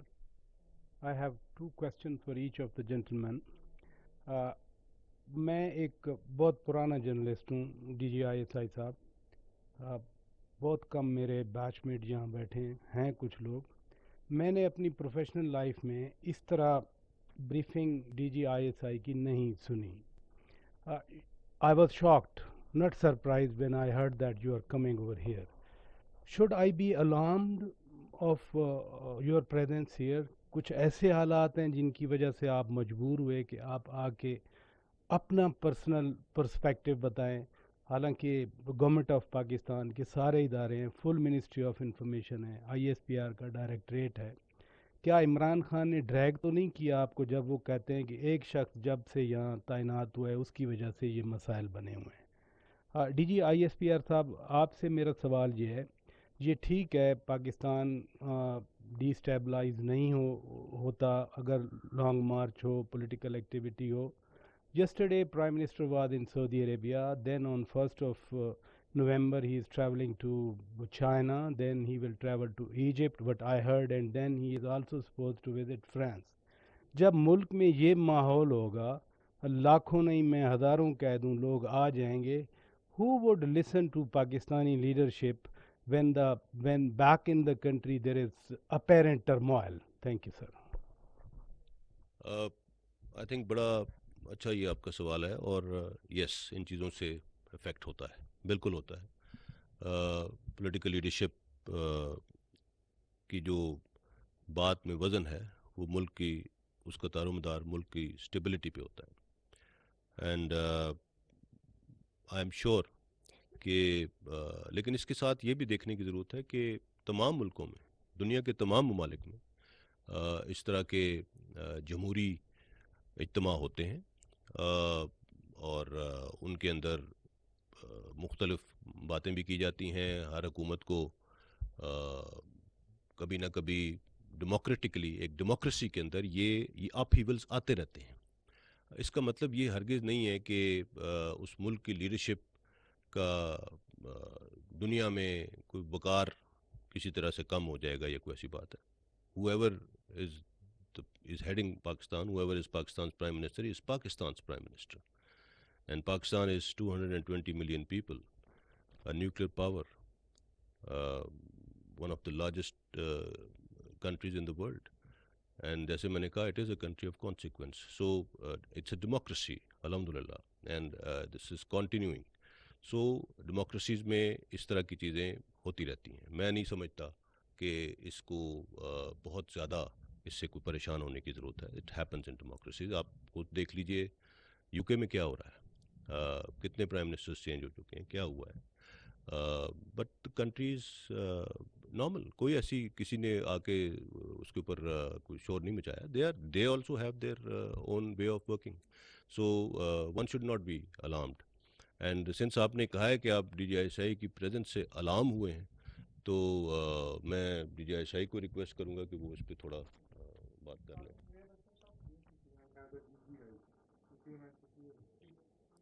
دیکھیے، ایجنسی کو بہت خوشی ہے کہ حکومت وقت اور DGI جب بھی ضرورت پڑتی ہے وہ اس کی ترجمانی کرتے ہیں. اس لیے آپ کو حیران اور پریشان ہونے کی ضرورت نہیں ہے مجھے دیکھ کے. ہم ان کی ترجمانی سے مطمئن اور خوش ہیں. لیکن میں نے یہ ضرورت محسوس کی کہ ایجنسی کے کچھ معاملات، کچھ معلومات، کچھ پوشیدہ اور پیچیدہ معاملات ہیں جو ہر بندے کو معلوم نہیں ہوتے. وہ اگر میری جگہ کوئی اور کہے گا تو وہ غالباً احسن اقدام نہیں ہے. اس کو کہنے کی ذمہ داری میں اٹھانا چاہتا ہوں. میں نہیں چاہتا ہوں کہ جو معلومات ان کے پاس نہیں ہیں मैं किसी और को बोलूँ कि आप मेरी तरफ से बोल दें। सो इसलिए मैं ख़ुद आया हूँ कि अगर कहीं ज़रूरत पड़ी तो मैं आपको, जिस तरह मैंने शुरू में कहा कि झूठ के जवाब में किसी ने तो सच की जो चुप है वो ख़त्म कर दी।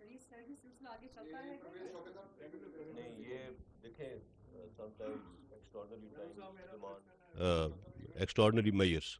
सो DGI को यहाँ पे आना इसीलिए पड़ा कि एक बैकग्राउंड है जिसका उन्हें बहुत अच्छी तरह से मालूम है कि क्या चीज़ कब कहाँ पे क्या कहा गया और क्या हुआ, और हर चीज़ का एक स्टोरी है पीछे। सो जैसे उन्होंने कहा कि there are so many things that he can't share, but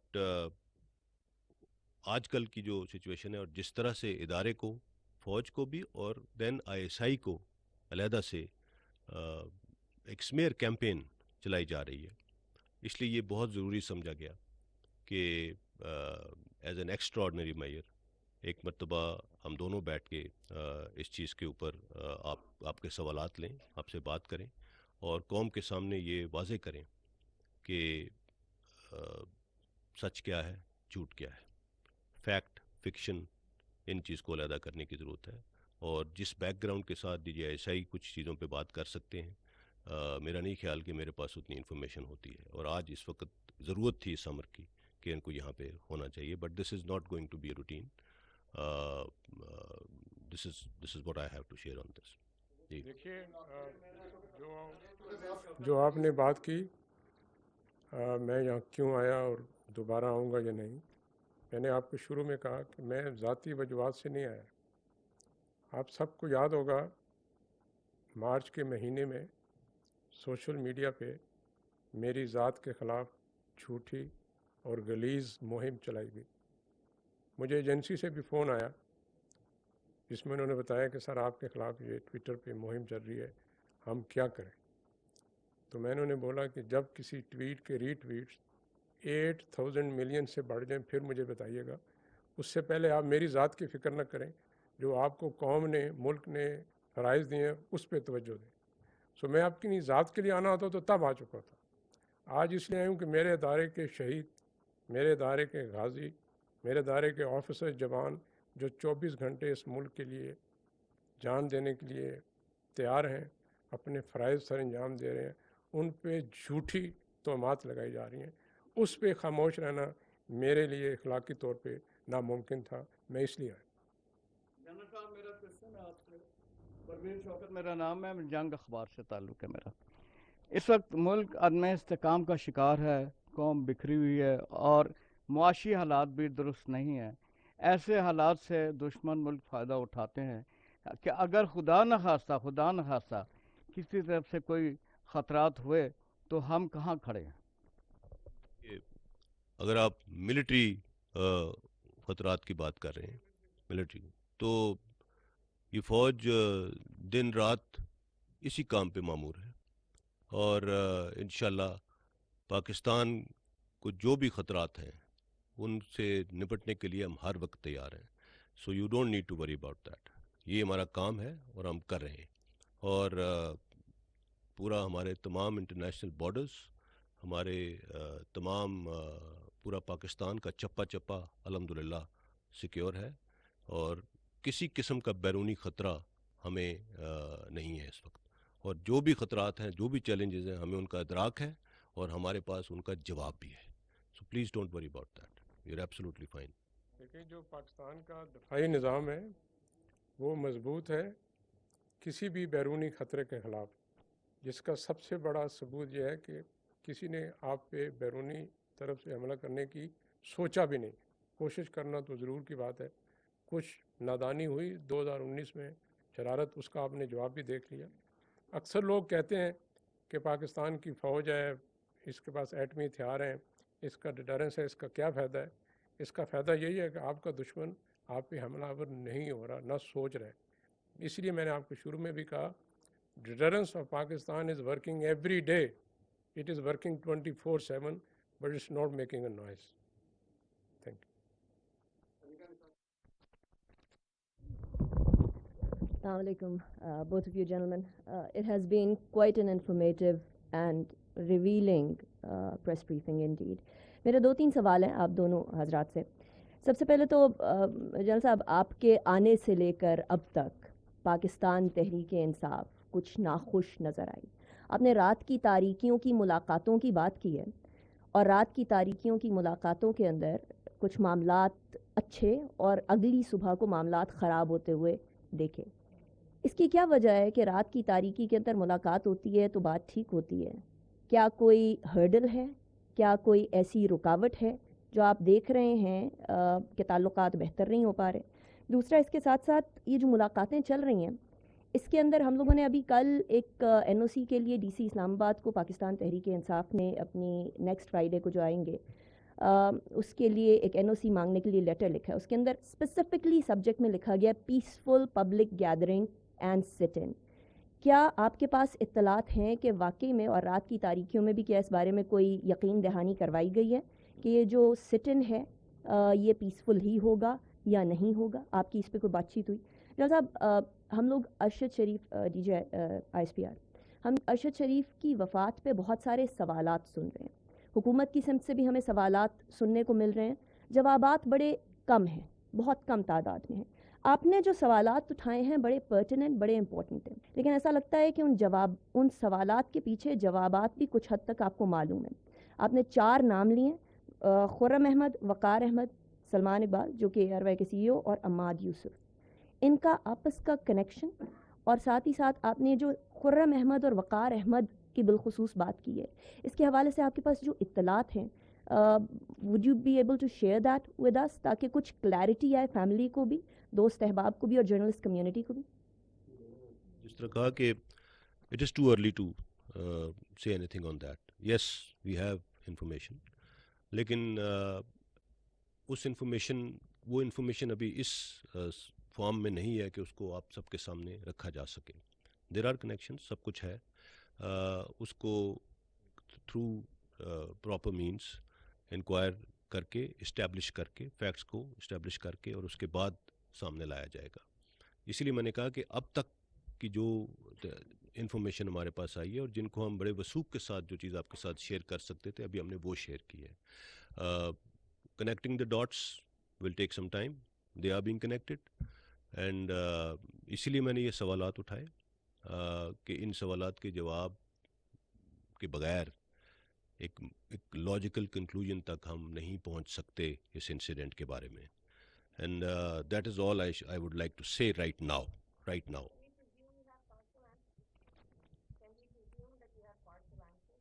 Yes, to an extent you can say that. So I will now request DGI to comment on the questions that have been asked. جو آپ نے سوال پوچھا کسی مخصوص جماعت کے حوالے سے، دیکھیے جب میں نے شروع میں کہا کہ یہ ادارے کا متفقہ فیصلہ ہے کہ ہم نے اپنے آپ کو اپنے آئینی اور غیر سیاسی کردار پہ محدود کرنا ہے، تو اس کا مطلب یہ بھی ہے، جو میں دوبارہ کہہ دیتا ہوں، کہ پاکستان کے تمام لوگوں کو، ہر شہری کا، ہر جماعت کا بلا تفریق کے غیر ہمارے پہ مساوی حق ہے. اس لیے یہ نہیں ہے کوئی بھی جماعت کل آئینی طریقے سے حکومت بناتی ہے تو ادارے کا فرض ہے کہ اس حکومت کی ریاست کی خاطر آئینی حدود میں رہ کے مدد کرے. ہم یہ مدد کرتے رہے ہیں اور کرتے رہیں گے. کسی جماعت کے ساتھ میرے ادارے کا، میری ایجنسی کا کوئی ذاتی عناد نہیں ہے. یہ دوبارہ دہرا دیتا ہوں. اور جس جماعت کا آپ نے نام لیا اس میں میرے غالباً ذاتی دوست باقی جماعتوں سے زیادہ ہیں. جو آپ نے بات کی میٹنگز کی، دیکھیے وہ میٹنگز ہوئیں، اس میٹنگ میں جو ہمارا مشورہ تھا، جو ہمارا بیانیہ تھا، جو بات ہم نے کہی وہ یہی تھی کہ آپ نے جو کرنا ہے پاکستان کے آئین اور قانون کے تحت رہ کے کریں.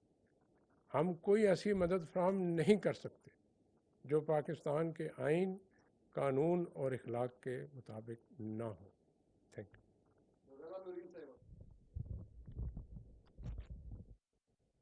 السلام علیکم سر، غزالہ نورین، سنو ٹی وی سے.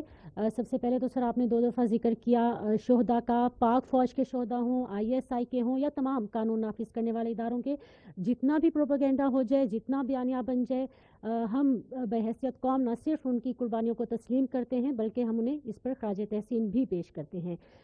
سر کوشچن میرا یہ ہے کہ ارشد شریف مرحوم صاحب کے حوالے سے گفتگو ہو رہی ہے, جو ایک کمیٹی تشکیل دی گئی ہے اس پر بھی بہت سارے سوالات اٹھ رہے ہیں. یہ کہا جا رہا ہے کہ اس میں ایسے افراد شامل ہیں جن پہ بالخصوص ان کی فیملی کے لوگ بھی مطمئن نہیں ہیں.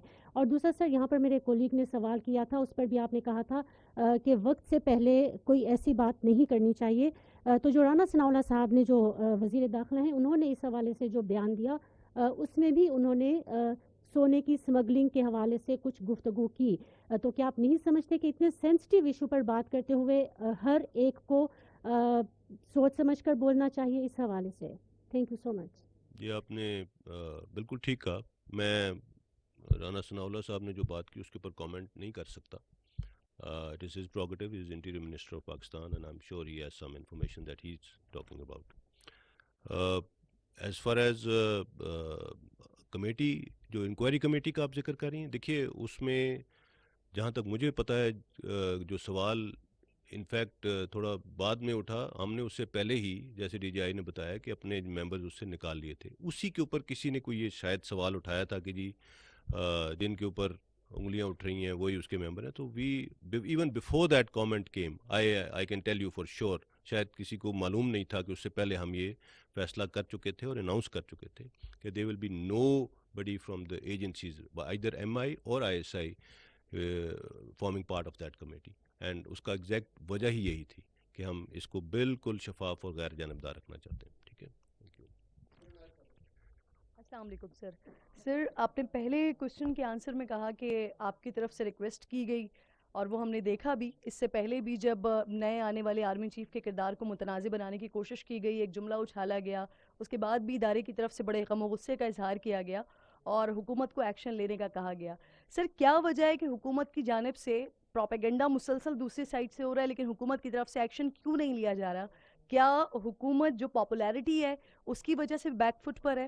سیکنڈلی سر, ڈی جی آئی میرا آپ سے سوال ہے سر, ارشد شریف مرحوم کی شہادت سے کہاں پر پاکستان میں کس کو نقصان ہو رہا ہے اور فائدہ سب سے زیادہ کون اٹھا رہا ہے؟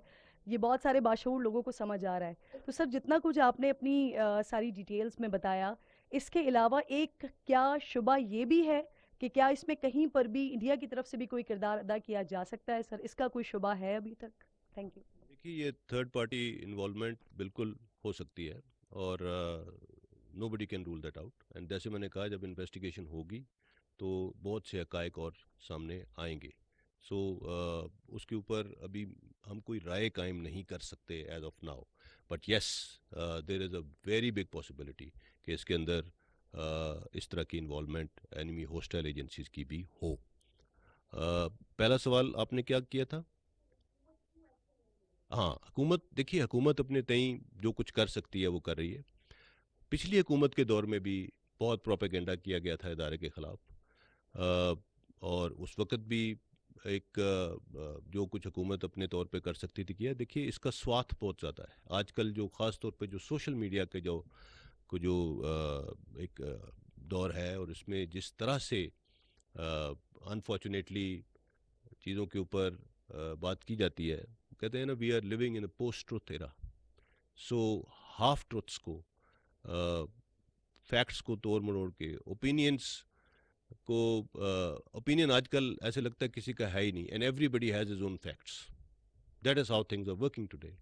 And unfortunately we don't have any regulations in our country as far as social media is concerned. اس کے لیے حکومت بہت عرصے سے کام کر رہی ہے, اور ہمارا معاشرہ, ہماری we are a very populous country, اور ہماری قوم جو ہماری پاپولیشن ہے اس کا مور دین 65% یوتھ پہ مشتمل ہے. اینڈ یوتھ ہمارا بہت زیادہ کنیکٹڈ ہے because of the communication means available today. So اس چیز کو ریگولیٹ کرنا پڑے گا, انٹرنیشنل نارمز کے تحت کرنا پڑے گا, لیکن کرنا پڑے گا. ادروائز کوئی حکومت اپنے ریسورسز کے اندر اس طرح کے پروپیگنڈا مشین کا مقابلہ نہیں کر سکتی, بیکاز ان چیزوں کے لیے آپ کو بہت ریسورسز چاہیے ہوتے ہیں. سو ہمیں ٹیکنالوجیکلی اپنے آپ کو اکوپ کرنا پڑے گا, اور ہمیں اپنے ریگولیشن بنانے پڑیں گے, اور اپنے جو ہمارے لاز ہیں, ہمارا مسئلہ یہ ہے کہ ہمارے جو ایگزسٹنگ لاز بھی ہیں ان کو بھی امپلیمنٹ نہیں کر پا رہے ہم. سو اس مد میں بہت کام کرنے کی ضرورت ہے. That is what I feel about it. Would you like to say anything? دیکھیے، جو شہید ارشد شریف صاحب پہ تحقیقات ہو رہی ہیں، میں یہی درخواست کروں گا جب تک وہ تحقیقات کسی منطقی نتیجے پہ نہیں پہنچتے ہم اپنی رائے محفوظ رکھیں. جو آپ نے بات کی کہ حکومت کیوں نہیں اداروں کے خلاف جب غیر قانونی بات چیت کی جاتی ہے تو حکومت جواب کیوں نہیں دیتی؟ حکومت جواب دیتی ہے. آپ نے کچھ دن پہلے دیکھا کسی کانفرنس میں اداروں کے خلاف غلط نعرے بازی کی گئی اور غلط زبان استعمال کی گئی. اس کی مذمت وزیر اعظم پاکستان نے بھی کی، اس کی مذمت وزیر قانون نے بھی کی، اس کی مذمت جو ہمارے خارجہ کے وزیر ہیں انہوں نے بھی کی، اور جو پاکستان کے سابقہ صدر ہیں انہوں نے بھی کی. سو میں یہ کہنے کی پوزیشن میں نہیں ہوں کہ حکومت اس کا جواب نہیں دیتی. وہ جواب آپ کی مرضی اور منشا کے مطابق ہے یا نہیں، یہ ایک الگ سوال ہے، لیکن میں یہ نہیں کہوں گا کہ حکومت دانستہ خاموش ہے. Thank you.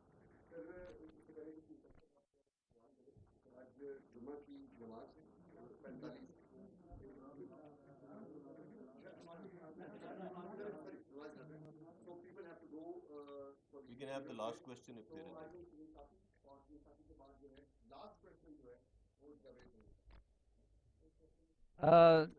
پہلا سوال تو D G I S P R صاحب آپ سے ہے کہ اس سے پہلے بھی درجنوں صحافی ٹرائبل ایریاز میں، سوات میں اور بلوچستان میں، کراچی میں وہ قتل کیے گئے. آج تک کسی ایک کے بھی قاتل نہیں پکڑے جا سکے. دوسرا، جو سب سے ہائی پاورڈ کمیشن بنا تھا وہ میرے خیال میں حامد میر کے کیس میں بنا تھا، لیکن آج تک ان کی فائنڈنگز وغیرہ سامنے نہیں آئی.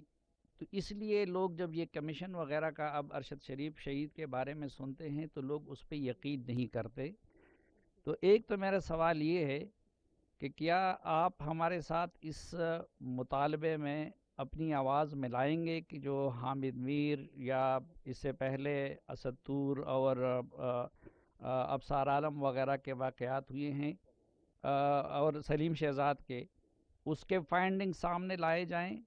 دوسرا، ان میں جو کمیشن ہے اس میں سی پی جے جیسے عالمی اداروں کو اور پی ایف یو جے جیسے اداروں کو اگر شامل کیا جائے اس کی کریڈیبلٹی کے لیے تو اس پہ آپ لوگوں کو تو کوئی اعتراض نہیں ہوگا.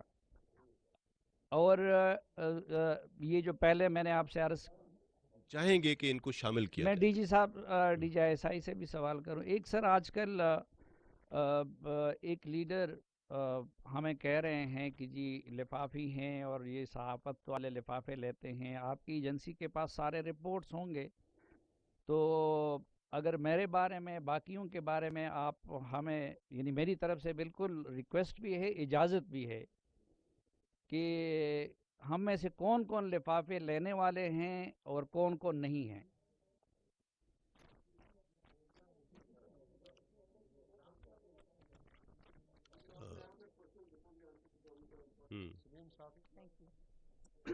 Assalamu alaikum. I'm sorry.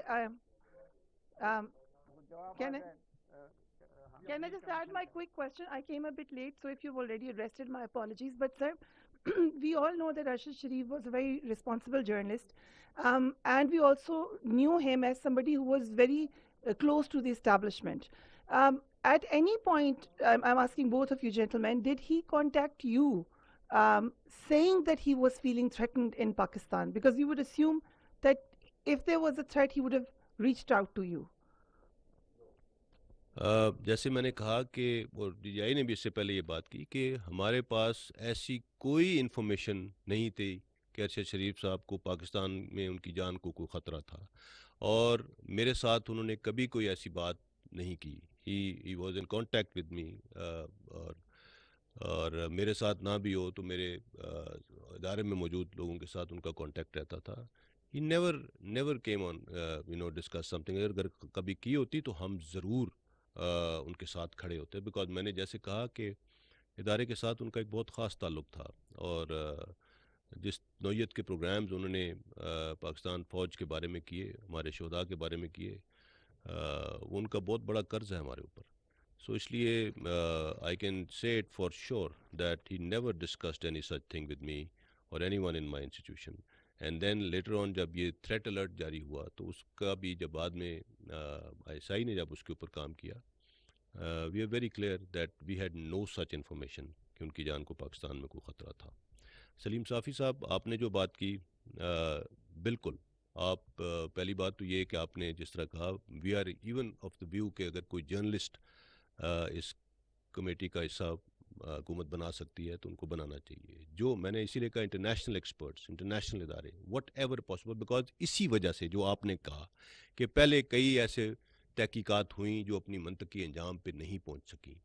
پہنچنا چاہیے، تمام تحقیقات کو اپنے منطقی انجام پہ پہنچنا چاہیے، ان کا رزلٹ نکلنا چاہیے، تبھی ہم آگے بڑھ سکتے ہیں اور ہمارے صحافی برادری جو ہے وہ اپنی آبجیکٹیوٹی کے ساتھ اپنی رپورٹنگ بغیر کسی ڈر کے، بغیر کسی خدشے کے کر سکتی ہے. So it must happen and let's start now, let's take a start from now. And اس کے بعد جو بھی ہمارے پینڈنگ کیسز ہیں ان سب کو دیکھنا چاہیے. I am absolutely for this thing. Saleem Safi صاحب، آپ نے پوچھا میرے سے کہ میرے پاس کیا خفیہ معلومات ہیں کہ کون سے صحافی ہیں جن کو لفافہ کہنا بنتا ہے. میں اس نظریے کے خلاف ہوں. پاکستان کے صحافی بہت مشکل، دشوار، خدشات اور خطرات کے باوجود اپنا کام بہت اچھا انجام دیتے.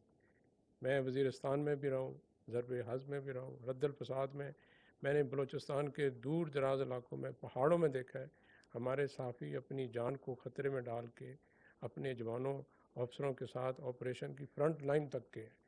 سو میں اس نظریے کی مذمت کرتا ہوں. ہمارا کوئی صحافی ایسا نہیں ہے جس کو میں بحیثیت DGI لفافہ کہہ سکوں. Thank you.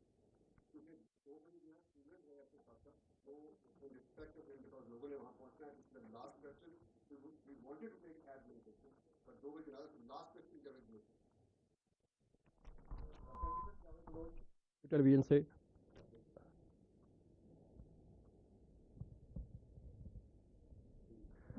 سر میرا کوشچن یہ ہے کہ آپ نے فرمایا تھوڑی دیر پہلے کہ سلمان اقبال صاحب جو ہیں ان کے رابطوں کے حوالے سے ارشد شریف صاحب کے ساتھ، اور انہیں پاکستان لا کے تحقیقات میں شامل کرنا چاہیے.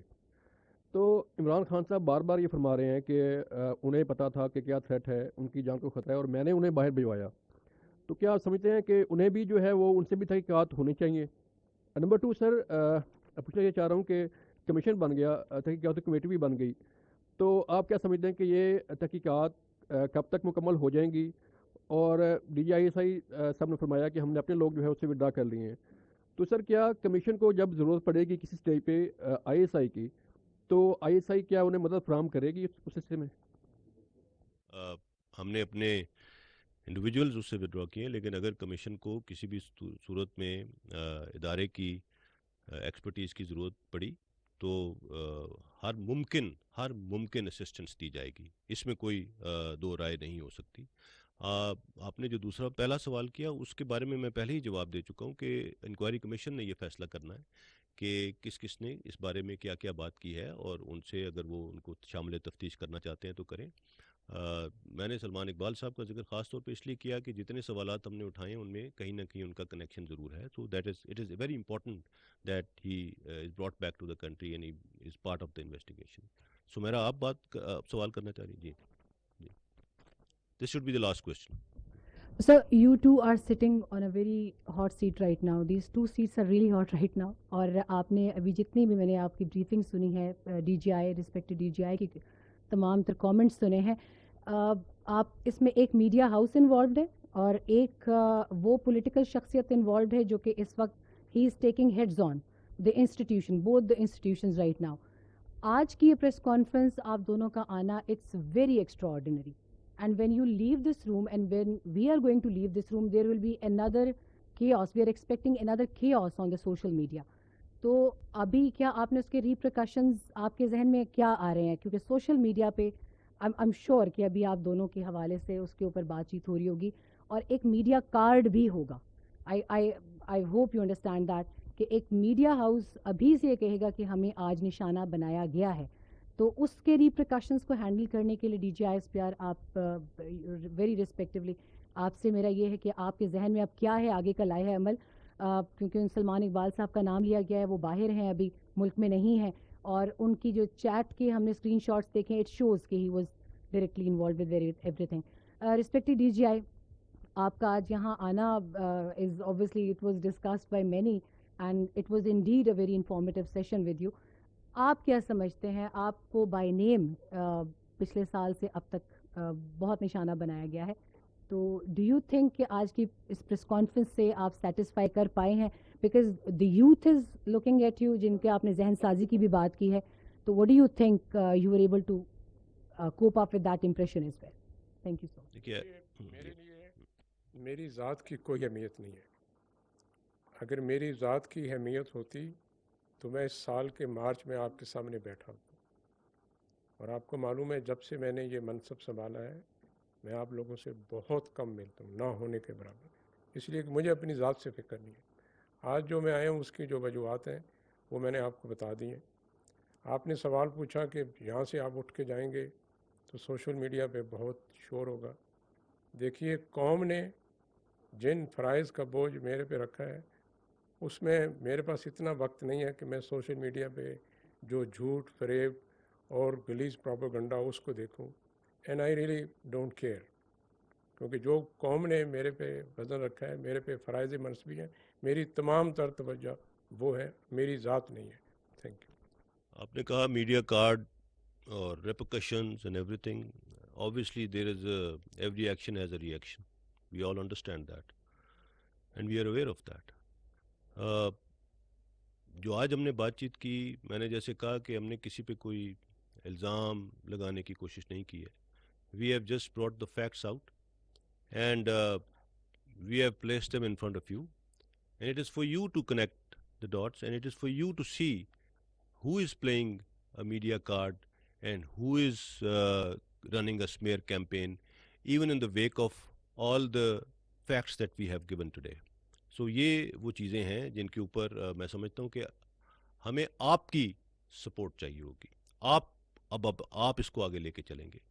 ہمارے پاس جو ابھی تک تھا وہ ہم نے شیئر کیا، اور ہمارا فیوچر کا جو لائحہ عمل ہے وہ بھی ہم نے آپ کو بتا دیا ہے کہ we are only waiting for the inquiry commission and we have already said کہ ہم چاہتے ہیں کہ اس کو بیسٹ پاسبل ریسورسز دیے جائیں اس کمیشن کو، اس کمیٹی کو، اور بیسٹ پاسبل انوائرمنٹ دیا جائے تاکہ وہ اس کیس کو پوری طریقے سے انویسٹیگیٹ کر کے اس کو حل کر سکے۔ Thank you very much for being here today, we are really grateful, thank you.